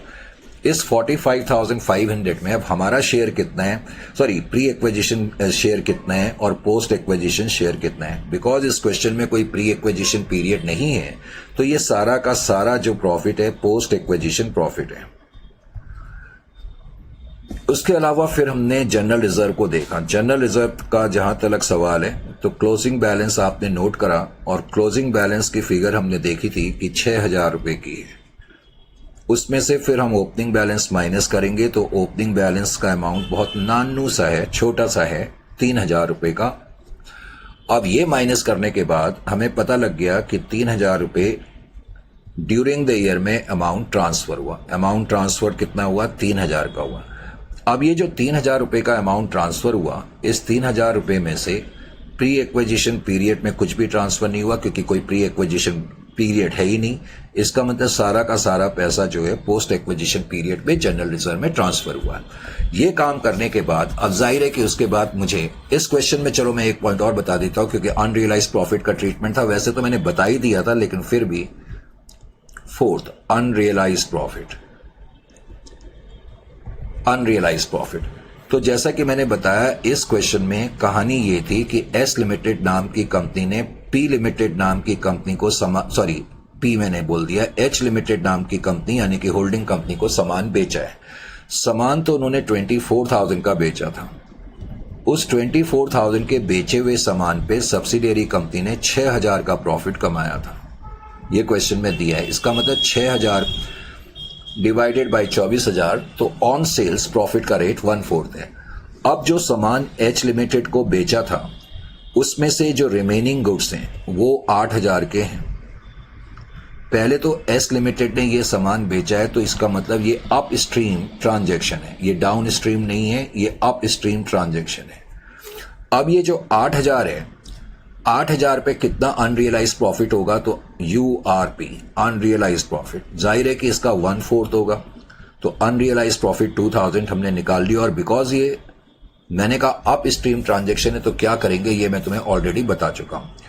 उसके अलावा फिर स्टेप नंबर 5 में मैं एनालिसिस टेबल बनाऊंगा। स्टेप नंबर 5, अब स्टेप नंबर 5 में जब आप एनालिसिस टेबल बनाएंगे, या तो आप एनालिसिस टेबल लिख लें या स्टेटमेंट शोइंग नेट एसेट्स लिख लें। अब सबसे पहले तो डेट ऑफ एक्विजिशन के दिन शेयर कैपिटल, सब्सिडियरी कंपनी की जो शेयर कैपिटल है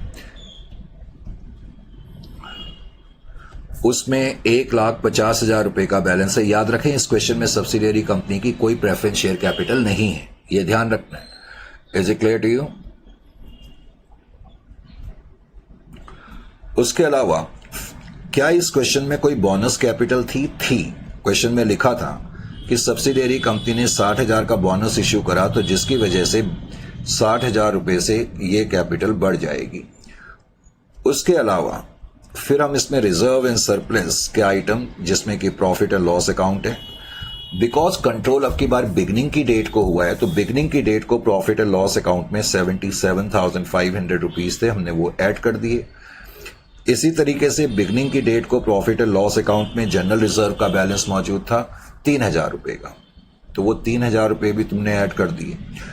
उसके अलावा माइनस करेंगे बोनस एप्रोप्रिएशन, ये ध्यान रखना है। मैंने बताया था जब सब्सिडियरी कंपनी बोनस के रूप में इक्विटी शेयर कैपिटल देती है तो उनको अपने रिजर्व्स जब हम वर्ड यूज करते हैं तो उसका मतलब प्रॉफिट और लॉस अकाउंट या जनरल रिजर्व, तो उनको 60,000 रुपए से ये अमाउंट कम करना पड़ेगा। Is it clear to you? Bonus appropriation.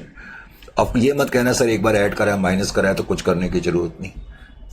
उसके अलावा फिर इस क्वेश्चन में बिकॉज ऑफ अप वैल्यूएशन एक रीवैल्यूएशन रिजर्व आ जाएगा, ब्रैकेट में लिख देना रीवैल्यूएशन रिजर्व, ब्रैकेट में up valuation of plant and machinery, तो 20,000। क्वेश्चन में कोई under writing commission preliminary expense discount नहीं है, होता तो मैं ब्रैकेट में उसको भी लिखता, तो 2,50,500। अब ये 2,50,500 रुपए जो है टोटल आपका आ गया। अब 2,04,000 4/5 तो आपका हिस्सा इतना हो गया, और 50,100 माइनॉरिटी का हिस्सा हो जाएगा 1/5। अब टेबल के लोअर पार्ट में आपने post acquisition reserve and surplus भी लिख दिए, post acquisition reserves and surplus. अब post acquisition reserve and surplus के अंदर एक तो प्रॉफिट एंड लॉस अकाउंट लिखा 45,500, अब इसका 1/5 तो आ रहा है 9,100, तो 36,400 हमारा शेयर यानी कि होल्डिंग कंपनी का शेयर हो जाएगा। उसके अलावा आप जनरल रिजर्व लिखेंगे, जनरल रिजर्व में 3,000 रुपये हैं, उसमें 1/5 600 रुपये तो इनका हो जाएगा, 2,400 इनका हो जाएगा। इस क्वेश्चन में कोई एडिशनल डेप्रिसिएशन नहीं होगा क्योंकि हमने रीवैल्यूएशन की कोई कंप्यूटेशन नहीं करी है, हमें ठीक तरीके से पता नहीं लगेगा इस केस में। Is it clear to you कि सब्सिडियरी कंपनी का डेप्रिसिएशन कितना है, क्योंकि बिगनिंग की बुक वैल्यू हमारे पास नहीं है और वो हम पता भी नहीं कर सकते। अच्छा जी, ये चीज करने के बाद फिर आपको मालूम ही है कि आपका अगला स्टेप जो होता है वो क्या होता है, स्टेप नंबर 6। अब स्टेप नंबर 6 में आपने क्या करना है, कॉस्ट ऑफ कंट्रोल कंप्यूट करनी। स्टेप नंबर 6, अब कॉस्ट ऑफ कंट्रोल कंप्यूट करने के लिए आपको क्या करना पड़ेगा, आप यही देखेंगे इन्वेस्टमेंट कितनी है और कितने आपके नेट एसेट्स हैं। तो कॉस्ट ऑफ कंट्रोल कंप्यूट करने के लिए पहले तो आपने इन्वेस्टमेंट को नोट करा, कितना पैसा दिया है आपने कंट्रोल एक्वायर करने के लिए, ये आपको एसेट साइड से पता लगेगा। 1,200 शेयर आपने खरीदे थे 1,80,000 रुपए दे करके, फिर आप उसमें से लेस कर देंगे share of net assets. Share of net assets वैसे आप पूरा भी लिख सकते हैं, share of net assets correct of holding company of the subsidiary company on the date of acquisition को, सब्सिडियरी कंपनी के डेट ऑफ एक्विजिशन को जितने भी नेट एसेट्स थे उसमें आपका हिस्सा, जो कि अभी हमने कंप्यूट करा 2,04,000 का था, आया था। तो इस केस में भी कैपिटल रिजर्व आ गया 20,400, ये कैपिटल रिजर्व आपका आ गया। This is your capital reserve. Capital reserve को हासिल करने के बाद फिर स्टेप नंबर 7 में हमने माइनॉरिटी इंटरेस्ट कंप्यूट करा। स्टेप नंबर 7 में अब जब मैं माइनॉरिटी इंटरेस्ट कंप्यूट करूंगा तो ध्यान क्या रखना है आपको माइनॉरिटी इंटरेस्ट में। पहले तो on the date of acquisition को देखो। On the date of acquisition को माइनॉरिटी का इंटरेस्ट है कितना, जो कि हमने एनालिसिस टेबल में कंप्यूट कर लिया था, जो कि 50,100 का था। फिर जो माइनॉरिटी का शेयर है, share in post acquisition reserves and surplus, तो post acquisition reserve and surplus में जो इनका हिस्सा था मैंने मिला करके 9,000 टोटल कर दिया था, 9,700 का आया था। इजंट इट और नॉट? अब तुम्हें ध्यान क्या रखना है इस क्वेश्चन में, एक तो शेयर ऑफ अनरियलाइज्ड प्रॉफिट, क्योंकि यहां पर अप स्ट्रीम ट्रांजेक्शन है, तो अप स्ट्रीम ट्रांजेक्शन 2,000 का अनरियलाइज्ड प्रॉफिट था, उसमें इनका हिस्सा 400 होगा, 1/5, तो एक तो ये माइनस करना है। उसके अलावा शेयर ऑफ डिविडेंड, क्योंकि dividend out of during the year profit है, तो शेयर ऑफ डिविडेंड, ये दो चीज का आपको ख्याल करना पड़ेगा। तो शेयर ऑफ डिविडेंड जो है वो इस केस में 3,000 है, वो भी आपने माइनस करा, तो प्लस माइनस करने के बाद 56,400 ये आपके पास टोटल आ गया। बाकी जहां तक इसकी बैलेंस शीट का सवाल है, क्योंकि अब बैलेंस शीट बनाने में कोई प्रॉब्लम नहीं होनी चाहिए, तो बैलेंस शीट में डायरेक्टली आपको दिखा देता हूं। पहले तो ये बैलेंस शीट मैंने बनाई हुई है, लेकिन पहले मैं आपको ओरिजिनल बैलेंस शीट की तरफ ले जा रहा हूं। मैं चाहता हूं ताकि आपको थोड़ी प्रैक्टिस हो। बैलेंस शीट में अगर बनाता, हालांकि मैंने क्वेश्चन की शुरुआत में भी बताया था, सबसे पहले तो preference share capital holding company की लिखेंगे, equity share capital holding company की 5 लाख लिखेंगे। जब जनरल रिजर्व लिखेंगे 3,40,000 होल्डिंग कंपनी का, और प्लस जो पोस्ट एक्विजिशन जनरल रिजर्व में हमारा हिस्सा है वो ऐड कर देंगे। प्रॉफिट और loss account 3,60,000 plus post acquisition profits में जो हमारा हिस्सा है तो वो ऐड करेंगे। उसके अलावा शेयर ऑफ डिविडेंड माइनस करेंगे, जो हमारा हिस्सा है 12,000 का। अनरियलाइज्ड प्रॉफिट 2,000 है, उसमें जो हमारा हिस्सा है वो भी माइनस करेंगे। Is it clear to you? तो ये भी इसमें ध्यान रखना है। क्रेडिटर्स आप मिला करके लिखेंगे, लेकिन इस क्वेश्चन में इंटर कंपनी ट्रांजेक्शन है तो 24,000 रुपीज तुम्हें माइनस करने पड़ेंगे। बिल्स पेबल आप मिला करके लिख देंगे। बाकी लायबिलिटी साइड में माइनॉरिटी इंटरेस्ट लिखना मत भूलना, और कैपिटल रिजर्व। एसेट साइड में 8,72,000 प्लस 2,01,300 प्लस अप वैल्यूएशन 20,000 लिख देंगे। इन्वेस्टमेंट को हमने लिखना नहीं है। स्टॉक 1,36,000 प्लस 50,600 लिखेंगे, उसमें से जो अनरियलाइज्ड प्रॉफिट है वो माइनस करना मत भूलना, अनरियलाइज्ड प्रॉफिट माइनस करेंगे। डेटर्स 2,12,000 और 80,400 और इंटर कंपनी ट्रांजेक्शन 24,000 माइनस करना ना भूलें। ये तो मैं तुम्हें इसलिए बता रहा हूं जैसे कि आप बना रहे हैं। अब मैं आपको बना करके भी, यहां मैंने बनाई भी हुई है, मैं यहां आपको दिखा भी देता हूं। तो यहां मैंने लिखा है शेयर कैपिटल में प्रेफरेंस शेयर कैपिटल, उसके अलावा इक्विटी शेयर कैपिटल 5 लाख, और बाकी रिजर्व्स में जैसा मैंने बताया 3,40,000 होल्डिंग कंपनी के, और पोस्ट एक्विजिशन जो 3,000 थे उसमें हमारा हिस्सा 2,400 का था।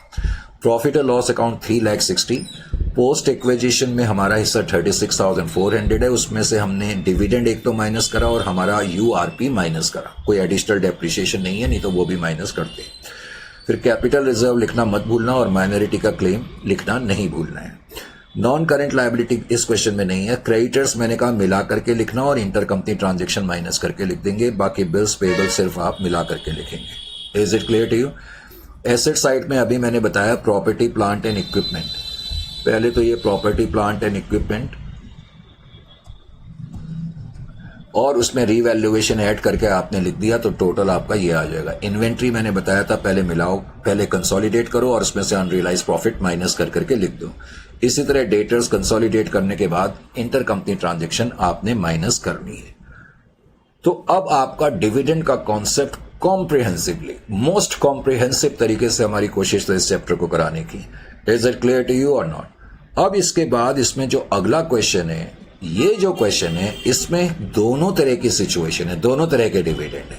यानी कि इसमें प्री एक्विजिशन डिविडेंड भी, और कहने के लिए मैंने पोस्ट डिविडेंड लिख दिया। यहां पोस्ट डिविडेंड का मतलब out of during the year dividend का केस है।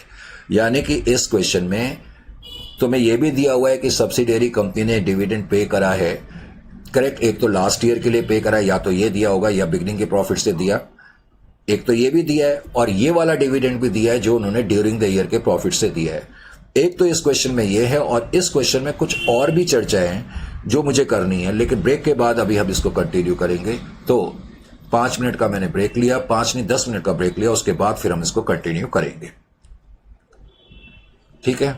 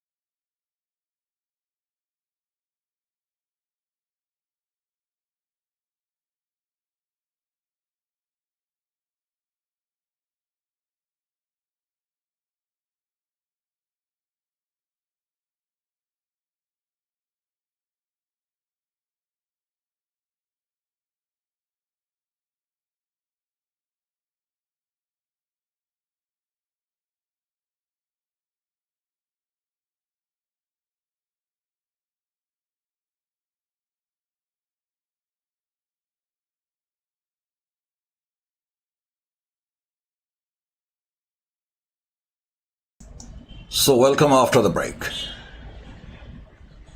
तो यहां पर देखें बेटे, question number 17, concept number 17, concept number 17 मैंने बोला, क्वेश्चन नंबर 17 ये आपका क्वेश्चन मॉड्यूल में भी है। इसमें वो क्या कहता है कि combined case of pre and post acquisition dividend. अब ध्यान से देखिए, पहले तो बैलेंस शीट की डेट मैंने चेंज नहीं करी, 31/3/2023। शेयर कैपिटल तो खैर 750 है। अगर सपोज मैं कंसोलिडेटेड बैलेंस शीट बनाऊं, वैसे तुम कंसोलिडेटेड बैलेंस शीट 1 मिनट में ही बना सकते हैं, उसमें बनाने में कोई प्रॉब्लम ही नहीं है। करना क्या है, ये share capital consolidated balance sheet में आएगी। कंसोलिडेटेड बैलेंस शीट में सब्सिडियरी कंपनी की शेयर कैपिटल नहीं आएगी, सब्सिडियरी अच्छा, उसके अलावा यहां पर सन्ड्री क्रेडिटर्स लिखा हुआ है, ये तो सन्ड्री क्रेडिटर है। सन्ड्री क्रेडिटर आप मिला करके लिख देंगे, गलती से सन्ड्री क्रेडिटर पहले लिखा हुआ है, कोई बात नहीं। सन्ड्री क्रेडिटर के बाद फिर रिजर्व्स लिखे हुए हैं।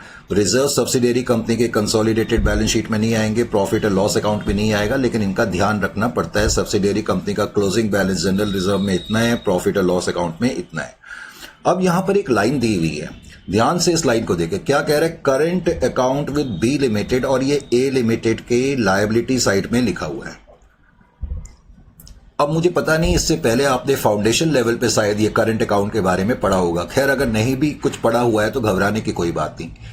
जब दो पार्टीज के बीच में बहुत सारी ट्रांजैक्शन होती हैं, जैसे ए और बी, ये दो कंपनी हैं, इनके बीच में कुछ ट्रांजैक्शंस होती रहती होंगी, तो ए अपनी बुक्स में एक अकाउंट मेंटेन करेगा जिसको हम कहते हैं करंट अकाउंट विद बी। यानी कि ए तो अपनी बुक्स में मेंटेन कर रहा है करंट अकाउंट विद बी, और ये लायबिलिटी ए की लायबिलिटी साइड में लिखा है। इसका मतलब है कि ए ने बी को पैसे देने हैं। इसका मतलब है ए ने बी को पैसे देने 9,000 रुपीज।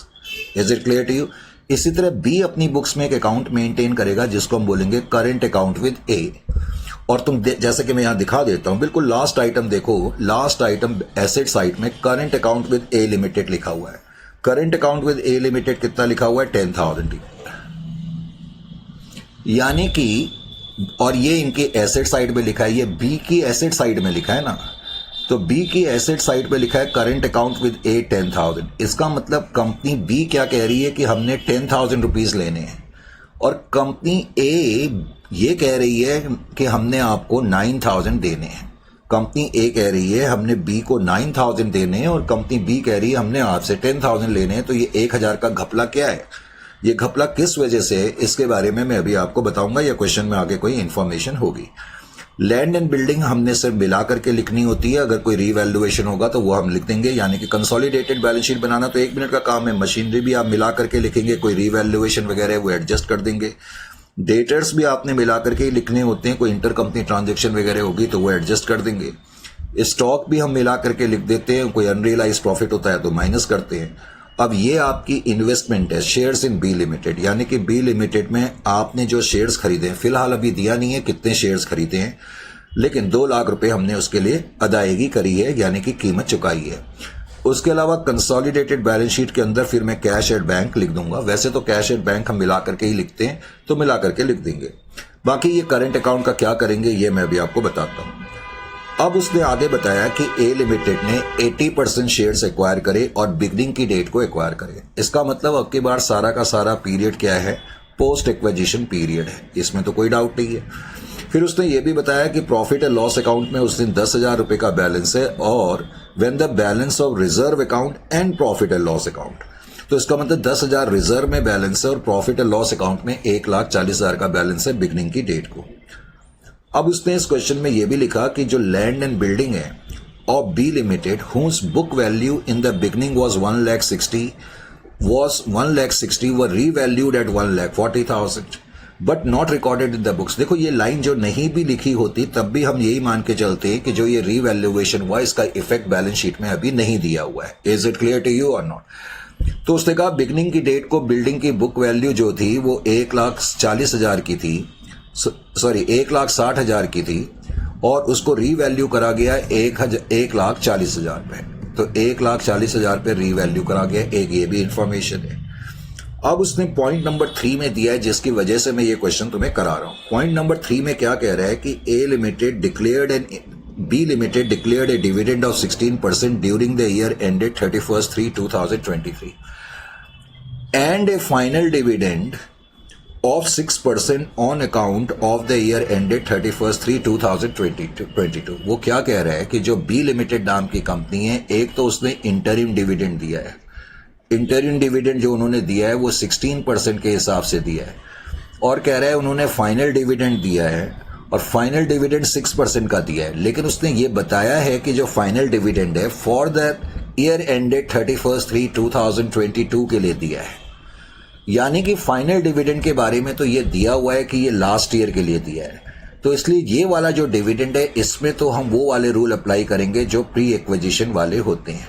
मैंने बताया प्री एक्विजिशन वाले रूल क्या होते हैं, मैं कई बार बता चुका हूं। ओपनिंग बैलेंस में से माइनस करते हैं, नंबर 1, और नंबर 2 हमें रेक्टिफिकेशन करनी पड़ती है। रेक्टिफिकेशन करने के लिए हम कंसोलिडेटेड पीएनएल में से माइनस करते हैं और यहां से निकाल करके इन्वेस्टमेंट में क्रेडिट करते हैं, और इन्वेस्टमेंट में क्रेडिट करने का मतलब इन्वेस्टमेंट में से भी माइनस करते हैं। ये तो है प्री एक्विजिशन का। और इंटरिम डिविडेंड के बारे में कुछ नहीं दिया कि ये लास्ट ईयर के लिए पे हुआ है या बिगनिंग के प्रॉफिट से हुआ है, तो इसको हम ड्यूरिंग द ईयर का डिविडेंड मानेंगे कि ड्यूरिंग द ईयर के प्रॉफिट से पे हुआ है। और जो ड्यूरिंग द ईयर के प्रॉफिट से पे हुआ है, मैं अब कई बार बता चुका हूं कि क्लोजिंग बैलेंस में ऐड करते हैं प्रॉफिट और लॉस अकाउंट के, और उसके अलावा कंसोलिडेटेड पीएनएल में से माइनस करते हैं और माइनॉरिटी के इंटरेस्ट में से माइनस करते हैं। Is it clear to you?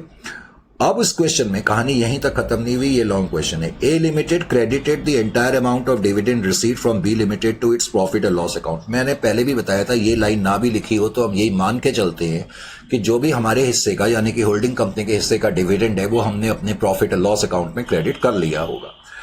अब उसके बाद आगे उसने लिखा stock of A limited includes 15,000 worth of goods purchase from B limited. अब इस क्वेश्चन में उसने हमें यह भी इंफॉर्मेशन दी कि जो ए लिमिटेड का स्टॉक है, जो ए लिमिटेड का स्टॉक है, उस स्टॉक में वो कह रहा है 15,000 रुपए के ऐसे गुड्स इंक्लूड है जो उन्होंने बी लिमिटेड से खरीदे हैं। अभी तो उसने केवल इतनी इंफॉर्मेशन दी, इसका मतलब ए लिमिटेड ने सामान खरीदा है। और अब वो बता रहा है sundry creditors of A limited include 30,000 for purchases from B limited on which B limited made a profit of 7,500। जैसे पिछले क्वेश्चन तक में था, इस क्वेश्चन में भी यही है। एक्चुअली ए लिमिटेड ने बी लिमिटेड से 30,000 रुपए का सामान खरीदा है, क्योंकि वो कह रहे हैं ए लिमिटेड के क्रेडिटर्स में 30,000 रुपीज का ऐसा अमाउंट है जो उन्होंने बी लिमिटेड को देना है। क्यों देना है? क्योंकि ए लिमिटेड ने कुछ गुड्स जो है बी लिमिटेड से खरीदे हैं, और कह रहे हैं बी लिमिटेड ने जब सामान ए लिमिटेड को बेचा तो इन्होंने 7,500 का प्रॉफिट कमाया। मैं 7,500 को 30,000 से डिवाइड कर दूं तो ये आपके पास प्रॉफिट का रेट आ गया जो कि 1/4 आ जाएगा। इसका मतलब rate of profit on sale कितना हो गया? 1/4 हो गया। अब जो 30,000 का सामान हमने खरीदा है उसमें से 15,000 का सामान बचा हुआ है, तो इस 15,000 पे जो अनरियलाइज प्रॉफिट होगा, और ये अप स्ट्रीम ट्रांजेक्शन है, तो अनरियलाइज प्रॉफिट 3,750 फिर आप निकाल सकते हो। तो इस क्वेश्चन में एक तो अनरियलाइज प्रॉफिट भी है और ये इंटर कंपनी ट्रांजेक्शन भी हो गई। डेटर्स और क्रेडिटर्स में से 30,000 भी माइनस करना पड़ेगा। फिर पॉइंट नंबर 7 में कहता है कि 31/12/2022 को ए लिमिटेड ने 1,000 रुपए बी को दिए करंट अकाउंट में। अब इसका क्या मतलब है? इस पर्टिकुलर लाइन का मतलब भी मैं बता ही देता हूं, जहां मैंने इतना क्वेश्चन कर दिया। अकाउंटिंग ईयर हमें मालूम है कि 1/4/2022 को स्टार्ट हो रहा है और खत्म 31/3/2023 को हो रहा है। अब वो कह रहा है 31/12 को ए लिमिटेड ने, बिकॉज ए लिमिटेड ने बी लिमिटेड को कुछ पैसे देने होंगे, करेक्ट। ए लिमिटेड की लायबिलिटी साइड में 9,000 रुपीज लिखा हुआ है और बैलेंस शीट की डेट तो 31/3/2023 की है ना, जिसमें यह लिखा हुआ है कि ए लिमिटेड ने बी लिमिटेड को 9,000 रुपीज देने, ये जो मैं बता रहा था current account with B limited, लेकिन ये ए लिमिटेड के कॉलम में है। लेकिन वो क्या कह रहा है कि इस तारीख को 31 दिसंबर 2022 को ए लिमिटेड ने 1,000 रुपए का एक चेक बी लिमिटेड को भेजा। यानी कि हमने तो चेक भेज दिया, दरअसल हुआ क्या होगा, ए लिमिटेड ने भी 10,000 रुपीज देने होंगे, नो डाउट अबाउट दैट। जब बी लिमिटेड ये कह रही है कि हमने ए लिमिटेड से 10,000 लेने हैं, तो लॉजिकली ए लिमिटेड ने भी 10,000 इनको देने होंगे। लेकिन अब जैसा कि मैंने बताया, ए लिमिटेड ने एक चेक इनको भेज दिया है, तो ए लिमिटेड ने चेक भेज दिया है, तो इसीलिए अब ए लिमिटेड ये कह रही है कि हमने आपको 9,000 रुपीज देने हैं। लेकिन ये चेक हो सकता है कि बी लिमिटेड को ना मिला हो, तो बी लिमिटेड ने, इसलिए बी लिमिटेड की बुक्स में अभी भी ये शो हो रहा है कि हमने आपसे 10,000 रुपीज लेने हैं, यानी कि हम ये चेक भेज चुके हैं, लेकिन हो सकता है ये चेक बी लिमिटेड को ना मिला हो और ये चेक अभी रास्ते में हो, तो बी लिमिटेड को ये पता ही नहीं है कि हमने 1,000 रुपए का चेक भेज दिया, इसलिए इन दोनों अकाउंट में डिफरेंस आ रहा है। तो ए तो कह रही है हमने 9,000 रुपीज देने हैं अब, लेकिन बी लिमिटेड कह रही है हमने 10,000 लेने हैं। तो अब क्या होगा इस केस में? अब इस केस में आपको यहां पर ध्यान ये रखना होगा, बाद में जब आप कंसोलिडेटेड बैलेंस शीट बनाओगे तो बी लिमिटेड क्या करेगी, खास तौर से जस्ट अभी तो हम वर्टिकल फॉर्मेट पे तो बनाते नहीं है, लेकिन समझाने के लिए, एक तो जब बी लिमिटेड को ये पता लगेगा, यानी कि कंसोलिडेटेड बैलेंस शीट जब बनाएंगे तो ए लिमिटेड बताएगी बी लिमिटेड को, भाई ये डिफरेंस क्यों आ रहा है, क्योंकि हमने तो आपको चेक भेज दिया, हमने तो यहां पर 9,000 लिखा हुआ है और आपने अपने अकाउंट में 10,000 लिखा हुआ है, हमसे लेना है। तो अब बी लिमिटेड को बताया जाएगा कि हमने 1,000 का चेक आपको भेज दिया, तो बी लिमिटेड क्या करेगी, करंट अकाउंट में से पहले तो 1,000 माइनस कर देगी और अब बी लिमिटेड की बुक्स में भी ये नजर आएगा कि उन्होंने 9,000 लेने, और बिकॉज उन्होंने चेक की एंट्री अब नहीं करी, अब वो करेंगे तो उनके बुक्स में चेक इन ट्रांजिट भी नजर आ जाएगा। अब क्या हुआ, ये दोनों अकाउंट 9,000 और 9,000 ये इंटर कंपनी ट्रांजेक्शन है। मैं पहले ही बताया जो भी बैलेंस एक दूसरे से लेना देना है उसको हम बैलेंस शीट में नहीं लिखेंगे। अब ये 9,000 न्यू बैलेंस शीट में नहीं आएगा, यानी कि न्यू बैलेंस शीट में करंट अकाउंट तो नहीं आएगा, लेकिन चेक इन ट्रांजिट 1,000 आएगा। चेक इन ट्रांजिट को आप कैश में ऐड कर करके भी दिखा सकते हैं। ये इस क्वेश्चन में, यानी कि इस क्वेश्चन में मेजर पॉइंट्स के बारे में अब आपको मैंने सारा बता दिया।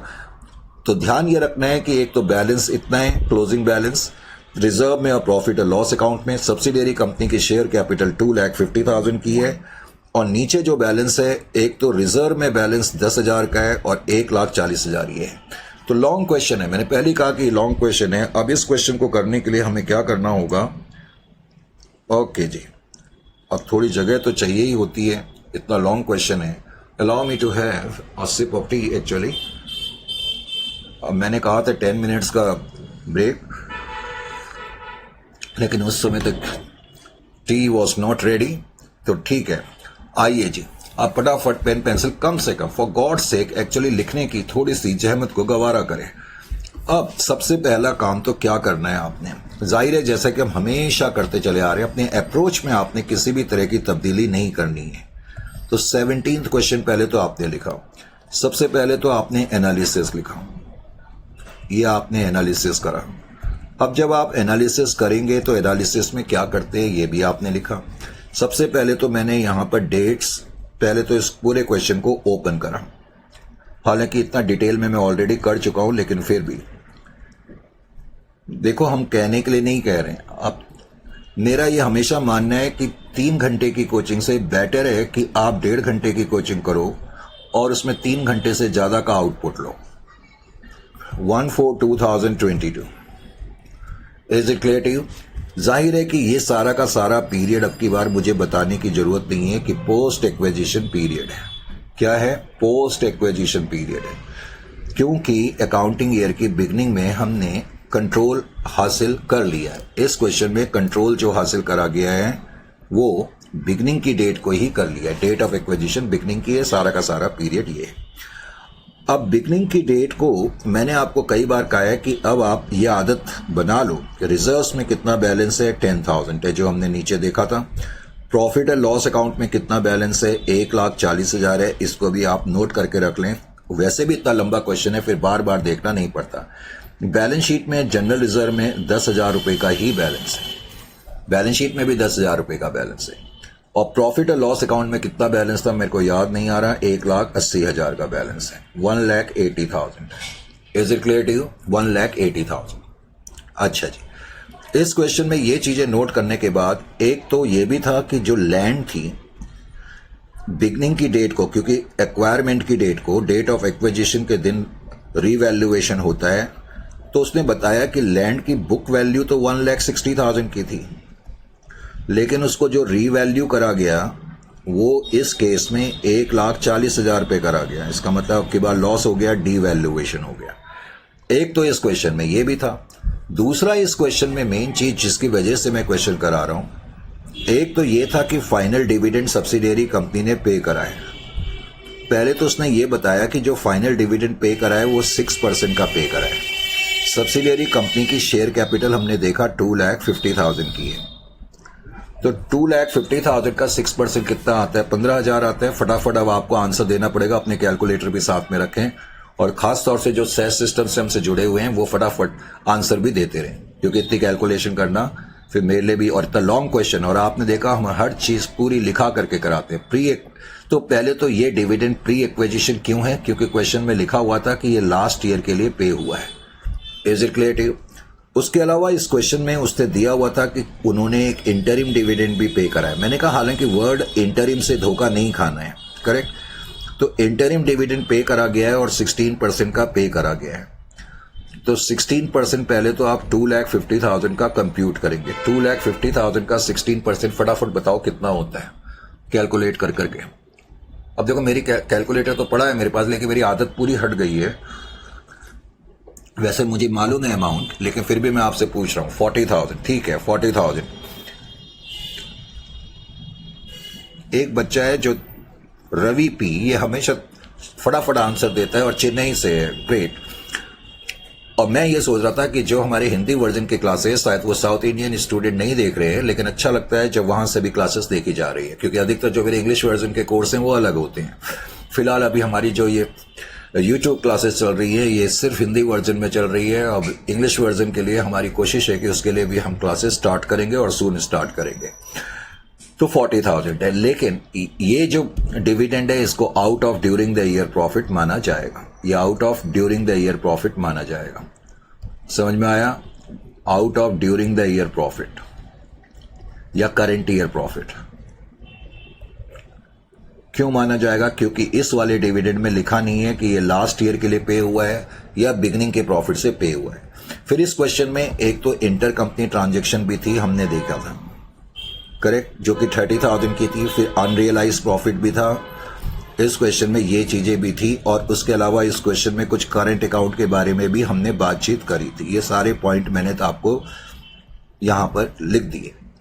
इस तरह से जब आप एनालाइज कर लेते हैं तो कोई भी चीज आपके कितना भी लंबा क्वेश्चन क्यों ना हो, एग्जामिनेशन में आपकी कोई भी चीज नहीं छूटेगी। वैसे तो मैंने आपको बता ही दिया था अनरियलाइज प्रॉफिट के बारे में, तो क्योंकि अब बार बार फिर मैं जब लिखूंगा तो मैं उस वक्त नहीं लिखूंगा, मैं यहीं पर लिख रहा हूं, करेक्ट। मैंने आपको अनरियलाइज प्रॉफिट के बारे में ये बताया था कि इस क्वेश्चन में एक तो ए लिमिटेड है, एक बी लिमिटेड है, करेक्ट।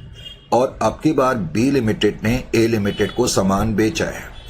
एक्चुअली इन्होंने सामान तो बेचा 30,000 का, और जिसपे कि इन्होंने प्रॉफिट कमाया था 7,500 का, यानी कि प्रॉफिट का एलिमेंट 1/4 है। तो ये अप स्ट्रीम ट्रांजेक्शन है। पहले तो सामान इन्होंने 30,000 का बेचा था, लेकिन कितने का बेचा उससे हमें कोई लेना देना नहीं होता।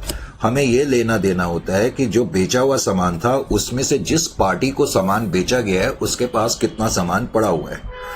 तो रिमेनिंग गुड्स जो पड़े हुए हैं, रिमेनिंग गुड्स क्वेश्चन में हमें दिया हुआ था कि 15,000 का सामान पड़ा हुआ है। तो उस 15,000 पे यूआरपी कितनी होगी? 1/4 होगी। तो 1/4 तुम इसका कंप्यूट करोगे तो मैंने बताया था उस वक्त 3750 होगी। अब ये जो 3750 की यूआरपी है, इसमें एच का कितना हिस्सा होगा और क्या नाम है माइनॉरिटीज का कितना हिस्सा होगा, ये भी हमें देखना पड़ेगा। वैसे हम देखेंगे कि इनका हिस्सा 80% है और इनका हिस्सा 20% है, बाद में अभी हम क्वेश्चन जब करेंगे। तो 3,000 एच लिमिटेड का हिस्सा होगा जो इनके कंसोलिडेटेड पीएनएल में से माइनस करेंगे, और 750 माइनॉरिटी का हिस्सा होगा जो इनके क्लेम में से माइनस करेंगे, और कंसोलिडेटेड जो हमारी फिगर आती है इन्वेंट्री की उसमें से 3,750 माइनस करा जाएगा। तो उसके अलावा इस क्वेश्चन में इंटर कंपनी ट्रांजेक्शन भी 30,000 की है, जो मैं आपको बता चुका हूं। Is it clear to you? फिर इस क्वेश्चन में मैंने आपको जो मेन चीज बताई थी, करंट अकाउंट के बारे में बताई थी, वो भी मैं यहीं पर आपको क्लियर कर रहा हूं। करंट अकाउंट के बारे में मैंने आपको बताई थी। Current account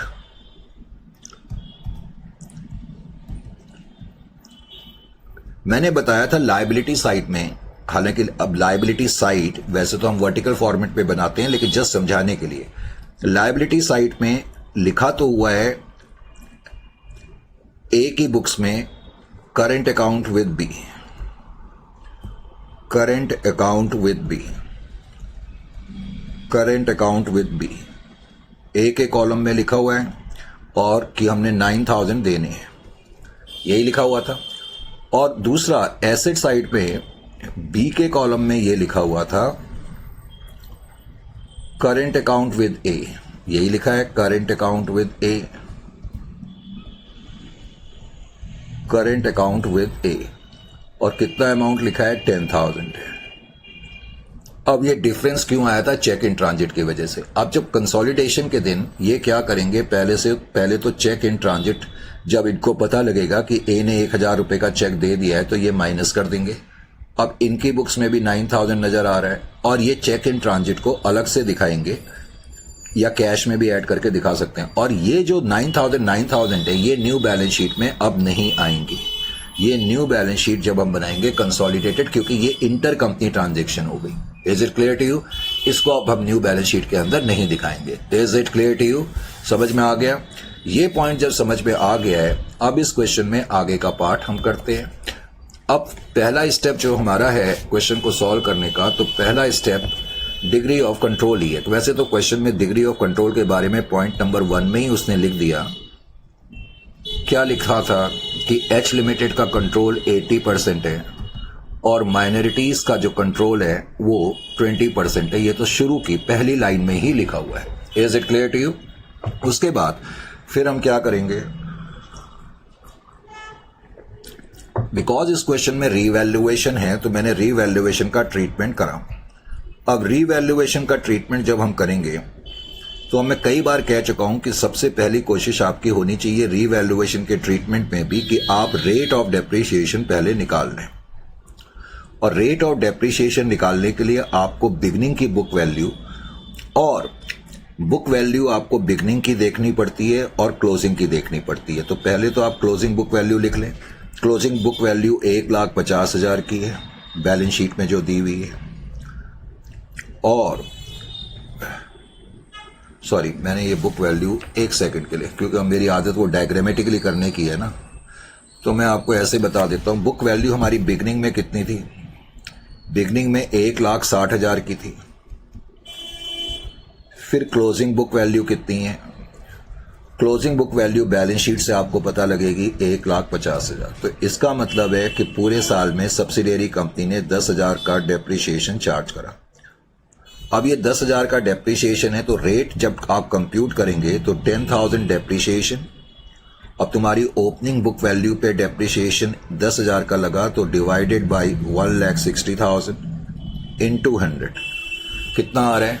6.25%। Thank you. तो 6.25% ये आपने पहले तो डेप्रिसिएशन का रेट भी लिख लिया। डेप्रिसिएशन की फिगर हासिल करने के बाद फिर हम ये देखते हैं अप वैल्यूएशन कितना है और डी वैल्यूएशन कितना है।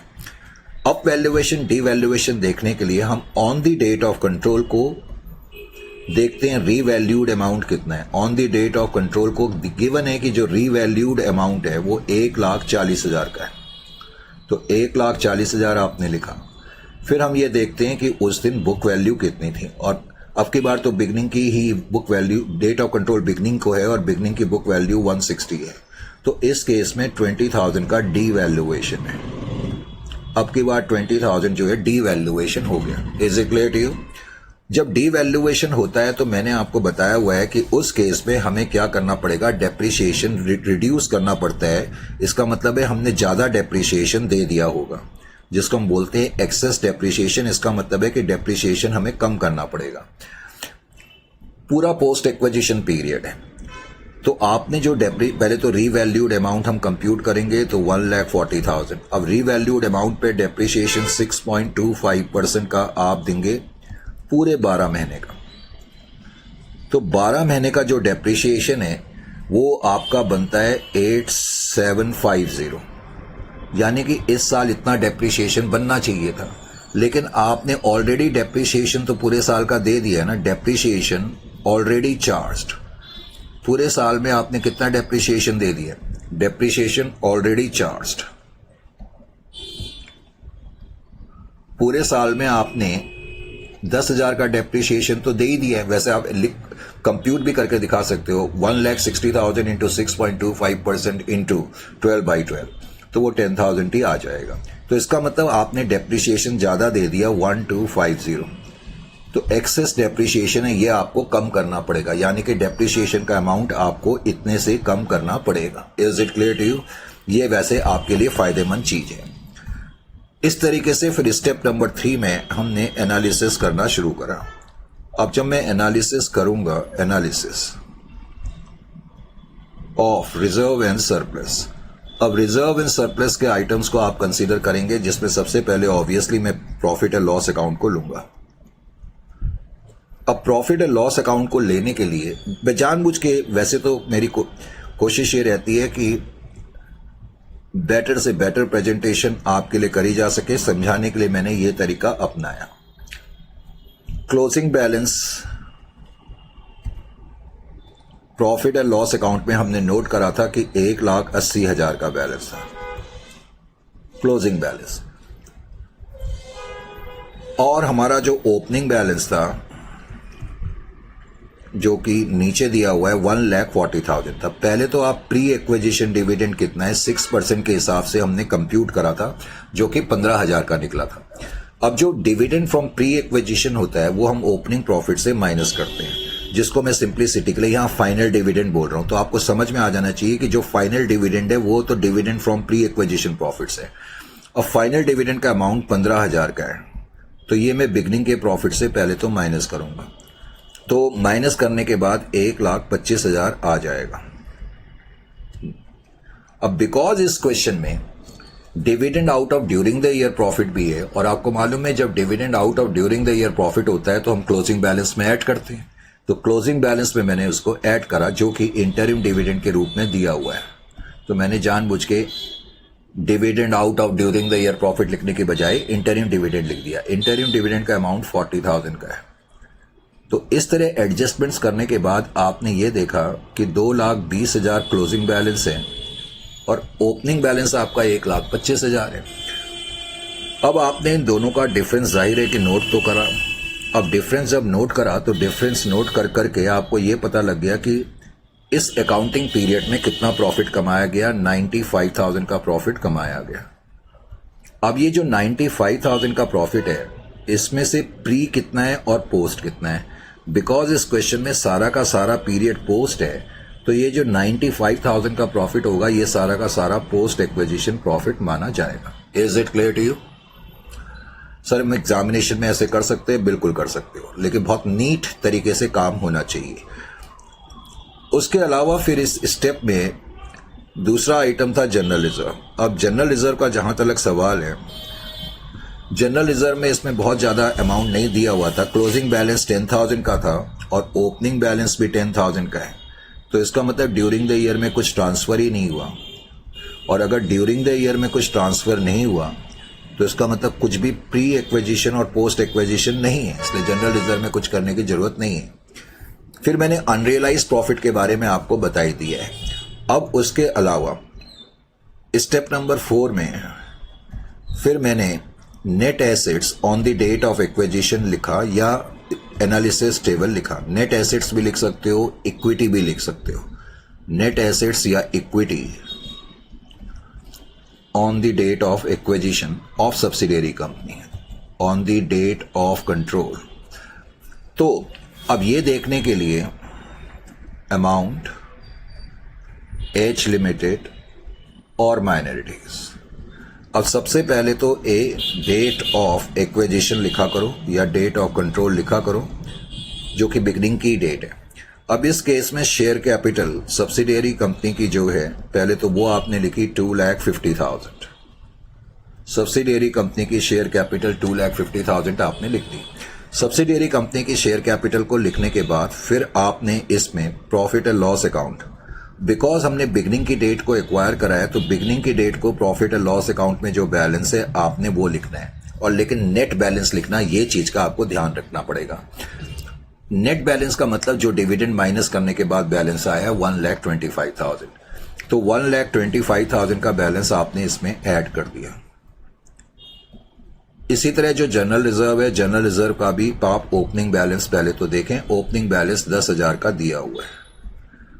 क्या इस क्वेश्चन में कोई रीवैल्यूएशन रिजर्व है? हालांकि रीवैल्यूएशन रिजर्व तो है, लेकिन वो नेगेटिव है 20,000। लैंड की वैल्यू कम हो गई, इसकी जगह आप devaluation of land and building भी लिख सकते हैं।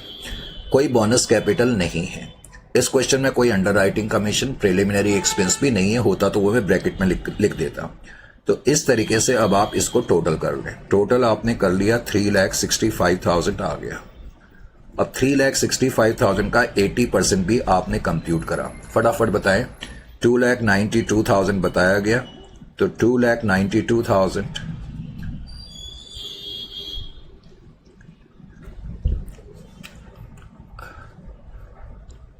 सुब्रत कुमार उड़ीसा से ये आंसर था। उसके अलावा फिर 73,000 जो लोग सेस पे वॉइस का इस्तेमाल कर रहे हैं, वॉइस मैक का, वो थोड़ा तेज बोले क्योंकि बहुत धीरे आवाज आती है। 73,000 जब आंसर दें, वैसे बातचीत नहीं करनी है। उसके अलावा बी, पोस्ट एक्विजिशन। अब पोस्ट एक्विजिशन में प्रॉफिट एंड लॉस अकाउंट में 95,000 पहले तो लिखेंगे। 76,000 हमारा हिस्सा आ जाएगा और इनका हिस्सा 20% 19,000 आ जाएगा। जनरल रिजर्व, कोई पोस्ट एक्विजिशन है ही नहीं। हाँ, एडिशनल, जिसको हम एक्सेस डेप्रिसिएशन बोलते हैं, तो एक्सेस डेप्रिसिएशन का मतलब रिडक्शन इन डेप्रिसिएशन भी होता है। ये आपके लिए गेन होता है, इसलिए यहां नेगेटिव मत लिख देना। 1250 आप था एक्सेस डेप्रिसिएशन, उसमें आपका हिस्सा 1,000 था और माइनॉरिटी का हिस्सा 250 रुपीज था। माइनॉरिटीज का आप टोटल भी कर लिया करें, 19,250। तो कितना भी बड़ा क्वेश्चन क्यों ना हो, मैंने आपको पहले बोला प्रॉपर स्टेप वाइज आपको मूव करना है तो आपको कोई प्रॉब्लम नहीं आएगी। फिर नेक्स्ट स्टेप में, स्टेप नंबर 5 में हमने कॉस्ट ऑफ कंट्रोल कंप्यूट करी। अब जब मैं कॉस्ट ऑफ कंट्रोल कंप्यूट करूंगा तो सबसे पहले मैं क्या करूंगा, इन्वेस्टमेंट हम देखते हैं। इन्वेस्टमेंट इन सब्सिडियरी कंपनी आप लिख सकते हैं पूरा, मैंने पूरा नहीं लिखा। 2 लाख की मेरी टोटल इन्वेस्टमेंट है, करेक्ट। अब जो 2 लाख की इन्वेस्टमेंट है, बिकॉज इस क्वेश्चन में प्री एक्विजिशन डिविडेंड था तो रेक्टिफिकेशन करनी पड़ेगी, प्रॉफिट से निकाल करके मुझे इन्वेस्टमेंट में क्रेडिट करना पड़ेगा। तो मैं यहां लिखूंगा H share of dividend, H share of final dividend मैंने लिख दिया ताकि आपको याद रहे कि ये प्री एक्विजिशन डिविडेंड का केस चल रहा है। 15,000 का डिविडेंड था और 15,000 में आपका हिस्सा 80% 12,000 था। तो ये आपने अपने प्रॉफिट एंड लॉस अकाउंट में इंक्लूड कर लिया था, वहां से निकाल करके आपने इन्वेस्टमेंट अकाउंट में क्रेडिट करा as per accounting standard AS13, क्योंकि अकाउंटिंग स्टैंडर्ड AS13 ये कहता है कि कोई प्री एक्विजिशन डिविडेंड हो तो उसको आप अपनी कॉस्ट को कम करने में यूज करो, ना कि प्रॉफिट एंड लॉस अकाउंट में इंक्लूड करो। तो 12,000 माइनस करने के बाद 1,88,000 आ गया। तो 1,88,000 इसका मतलब आपकी इन्वेस्टमेंट की नेट कॉस्ट है। अब आप इसमें से माइनस कर देंगे, क्या माइनस कर देंगे, शेयर ऑफ नेट एसेट। तो शेयर ऑफ नेट एसेट्स अब आपने माइनस करा। अब शेयर ऑफ नेट एसेट्स जब आप देखेंगे तो शेयर ऑफ नेट एसेट्स हैं कितने, पहले तो इसको देखें। 2 लाख हमने कंप्यूट करा था, तो 2,92,000 के शेयर ऑफ नेट एसेट्स थे। बिकॉज नेट एसेट्स कॉस्ट से ज्यादा है तो इसका मतलब जो बैलेंसिंग फिगर आ रही है वो कैपिटल रिजर्व होगी, 1,04,000। तो इस तरीके से आपके पास कैपिटल रिजर्व भी इस क्वेश्चन में आ गया। कैपिटल रिजर्व के बाद फिर मुझे माइनॉरिटी का इंटरेस्ट कंप्यूट करना पड़ता है, तो माइनॉरिटी का इंटरेस्ट भी हमने कंप्यूट कर दिया। अब जब मैं माइनॉरिटी का इंटरेस्ट कंप्यूट करूंगा, minority interest,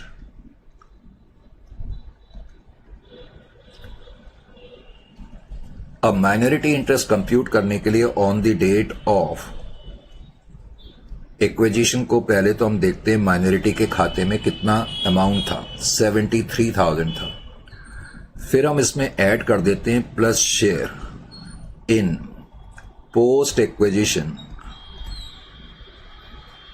reserve and surplus, post acquisition reserve and surplus में इनके खाते में 19,250 रुपीज थे, वो मैंने ऐड कर दिए 19,250। एक सेकेंड, 19,250 थे ना एक्सेस, हाँ 19,250, तो 19,250 आपने ऐड कर दिए।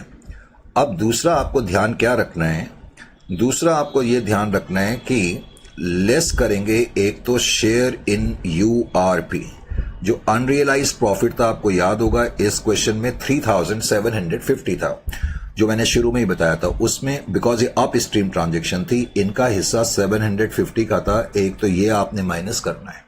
Is it clear to you? उसके अलावा फिर हम इसमें माइनस करेंगे dividend, final dividend, share in final dividend, क्योंकि जो फाइनल डिविडेंड है वो प्री एक्विजिशन डिविडेंड है और उसको गलती से हमने अपने प्रॉफिट और लॉस अकाउंट में इंक्लूड कर लिया, तो यहां से निकाल के हम इन्वेस्टमेंट में लिखते हैं। तो share of dividend, share of final dividend transfer to investment, तो यहां से निकाल करके हमने इन्वेस्टमेंट में क्रेडिट कर दिया 12,000 का डिविडेंड। लेकिन इस क्वेश्चन में इंटरिम डिविडेंड भी था, और इंटरिम डिविडेंड जो कि basically out of during the year का प्रॉफिट्स में से पे हुआ है, तो वो भी माइनस करना पड़ता है। तो शेयर ऑफ इंटरिम डिविडेंड, क्योंकि 2 बार डिविडेंड का अमाउंट क्रेडिट हो गया तो इसलिए इसको माइनस कर रहे हैं। अब जो इंटरिम डिविडेंड था वो कितना था, पहले तो मेरे को ये याद नहीं आ रहा, 40,000 में हमारा हिस्सा कितना आ रहा था, इंटरिम डिविडेंड कितना निकला था भाई, शेयर ऑफ इंटरिम डिविडेंड। अच्छा ये तो मैं माइनॉरिटी की बात कर रहा हूं ना, ओहो माइनॉरिटी के अंदर ये चीजें, मेरे को लगा मैं कंसोलिडेशन कर रहा हूं, जस्ट वेट। कंसोलिडेशन में शेयर ऑफ ये तो आएगा ही नहीं, share of interim dividend minority का हिस्सा माइनस करेंगे, मुझे लगा मैं कंसोलिडेटेड पीएनएल कर रहा हूं। Less share of interim dividend, interim dividend का अमाउंट जो था वो 40,000 का था और इनका जो हिस्सा था वो कितना था 20%, तो 20% 8,000 ये भी माइनस करेंगे। तो ये प्लस माइनस करने के बाद तुम्हारे पास जो टोटल आ रहा है, कितना आ रहा है भाई जरा फटाफट करके बताओ, लग रहा है मेरा फ्लो टूट गया, 83,500।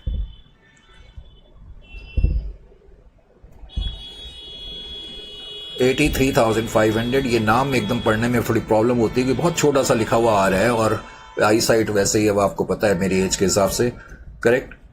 हाँ, मेघना बंसल है ये इंदौर से।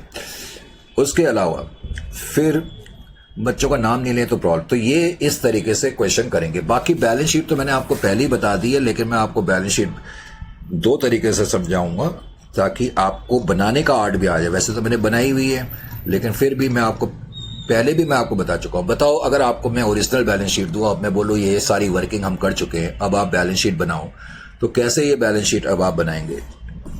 चलो मैं ये हटा भी दूं सारी चीजें, बताओ अब बैलेंस शीट अगर मैं बनाता तो कैसे बनाता? सर बैलेंस शीट बनाने के लिए सबसे पहले तो शेयर कैपिटल लिखेंगे, वेरी गुड, 750 लिखेंगे आई होप, यानी कि ये नहीं लिखेंगे। सन्ड्री क्रेडिटर 66,000 और 80,500 लिखेंगे। क्या कोई इंटर कंपनी ट्रांजेक्शन थी? 30,000 की इंटर कंपनी ट्रांजेक्शन माइनस कर करके लिख देंगे, यानी कि ये भी लिख लिया, ये भी लिख लिया। रिजर्व जब लिखेंगे तो 4,75,000, और वैसे इस क्वेश्चन में कोई पोस्ट एक्विजिशन में हमारा हिस्सा है नहीं, तो 475 ही आएगा। प्रॉफिट एंड लॉस अकाउंट जब कंसोलिडेटेड पीएनएल बनाएंगे तो 4 लाख एक तो प्रॉफिट एंड लॉस अकाउंट लिखेंगे, प्लस जो पोस्ट पीरियड में आपका हिस्सा है वो आप ऐड करेंगे। अनरियलाइज प्रॉफिट में जो आपका हिस्सा है वो आप माइनस करेंगे।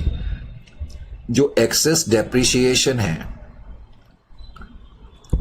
एक्सेस डेप्रिसिएशन वो ऐड करेंगे क्योंकि गेन होता है जो आपका हिस्सा है। उसके अलावा जो फाइनल डिविडेंड, क्योंकि फाइनल डिविडेंड का मतलब dividend from pre acquisition profit, आप अपने प्रॉफिट से निकाल करके ट्रांसफर करेंगे अपना हिस्सा इन्वेस्टमेंट अकाउंट में, तो इसकी वजह से वो माइनस करेंगे 12,000। और जो इंटरिम डिविडेंड है वो 2 बार आपको क्रेडिट हो गया, इसलिए आप अपना हिस्सा 40,000 का 80% 32,000 माइनस करेंगे, यानी कि ये चीजें करेंगे तब जो फिगर आएगी लिखेंगे। करंट अकाउंट मैंने बताया अब आएगा ही नहीं, क्योंकि ये अब इंटर कंपनी ट्रांजेक्शन हो गया। जैसे कि मैं अब लाइबिलिटी साइड में दिखाना चाहूं तो ऐसे दिखाऊंगा 9000 लेस इंटर कंपनी ट्रांजेक्शन 9000, और आउटर कॉलम में ये अब 0 हो जाएगा। बाकी माइनॉरिटी इंटरेस्ट और कैपिटल रिजर्व लिखना आप नहीं बोलेंगे। 5,15,000 प्लस 1,50,000 प्लस जो डीवैल्यूएशन हुआ एक तो जो डीवैल्यूएशन हुआ वो माइनस करेंगे, और जो टोटल एक्सेस डेप्रिसिएशन है वो आप इसमें ऐड कर देंगे। एक्सेस डेप्रिसिएशन, मशीनरी आप मिला करके लिख देंगे, डेटर्स मिला करके लिखेंगे, इंटर कंपनी ट्रांजेक्शन माइनस कर देंगे, स्टॉक मिला करके लिखेंगे, अनरियलाइज प्रॉफिट 3750 माइनस कर देंगे, इन्वेस्टमेंट आएगी नहीं, कैश एट बैंक मिला करके लिखना, और चेक इन ट्रांजिट जो है ना वो इसी में ऐड कर देना 1000। Is it clear to you? Current account with B limited आप ऐसे दिखाएंगे 10,000 लेस चेक इन ट्रांजिट 1000, और फिर लिख देना इंटर कंपनी ट्रांजेक्शन 9000, तो आउटर कॉलम में ये 0 हो जाएगा। ये मैंने आपको इसलिए बताया कि आपको लगे कि आपने बैलेंस शीट बनाई है। अब आप यहां चेक कर सकते हो, तो इक्विटी तो 750 आएगी, जनरल रिजर्व मैंने कहा 475 ही आएगा क्योंकि कोई पोस्ट एक्विजिशन नहीं था। प्रॉफिट एंड लॉस अकाउंट में 4 लाख थे, पोस्ट एक्विजिशन आपका शेयर इतना है, आपका share of pre acquisition dividend 12,000 जो कि फाइनल डिविडेंड है, जो कि आपने यहां से निकाल के इन्वेस्टमेंट में क्रेडिट करा। फिर आपका जो शेयर ऑफ इंटरिम डिविडेंड है वो 32,000 है, वो भी माइनस करेंगे क्योंकि 2 बार डिविडेंड आपको अदरवाइज क्रेडिट हो जाएगा। अनरियलाइज प्रॉफिट आप अपना हिस्सा माइनस करेंगे, और रिडक्शन इन डेप्रिसिएशन 1000 आप ऐड करेंगे, तो आउटर कॉलम में 430 आ जाएगा। कैपिटल रिजर्व लिखना भूलना नहीं है, माइनॉरिटी का क्लेम लिखना भूलना नहीं है, क्रेडिटर्स आप मिला करके लिखेंगे, इंटर कंपनी ट्रांजेक्शन माइनस कर देंगे। करंट अकाउंट देखो मैंने लिखा है 9000 minus inter company transaction 9000। Land and building 5,15,000 plus 1,50,000 minus revaluation में जो लॉस हुआ, और plus excess depreciation outer column में ये आ जाएगा। मशीनरी मिला करके लिख दोगे, इन्वेंट्री मिला करके लिखेंगे, अनरियलाइज प्रॉफिट माइनस करके लिख देंगे, डेटर्स मिला करके और इंटर कंपनी ट्रांजेक्शन 30,000 माइनस करने के बाद कैश और कैश इक्विवेलेंट ऐड करोगे, चेक इन ट्रांजिट ऐड कर देना 421, और मैं बता रहा था current account 10,000 minus cheque in transit फिर लेस इंटर कंपनी ट्रांजेक्शन, तो आउटर कॉलम में 0 आएगा। तो इस तरीके से करेंगे। फिर ये जो क्वेश्चन है रिवर्स बैक बॉलस इशू, ये भी आपके मॉड्यूल का क्वेश्चन है, लेकिन अब मैंने कहा मोस्ट प्रोबेबली 1 या 2 क्लास में इसको हम फिनिश अप करेंगे। मैं कहा वक्त लगता है, लेकिन मैंने कहा था कि इतना डीपली आपको कोई नहीं कराएगा पूरा, चाहे एडवांस अकाउंट्स का हो चाहे फाइनल लेवल पे बच्चे हो, इस तरह से डीपली आपको कहीं नहीं मिलेगी। Looking forward to have your honest feedbacks.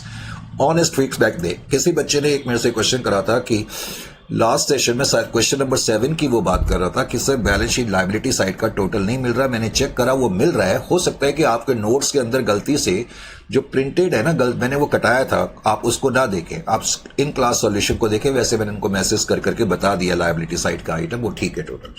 तो ठीक है, फिर मिलते हैं नेक्स्ट सेशन में आपसे। Till then it's time to say good bye.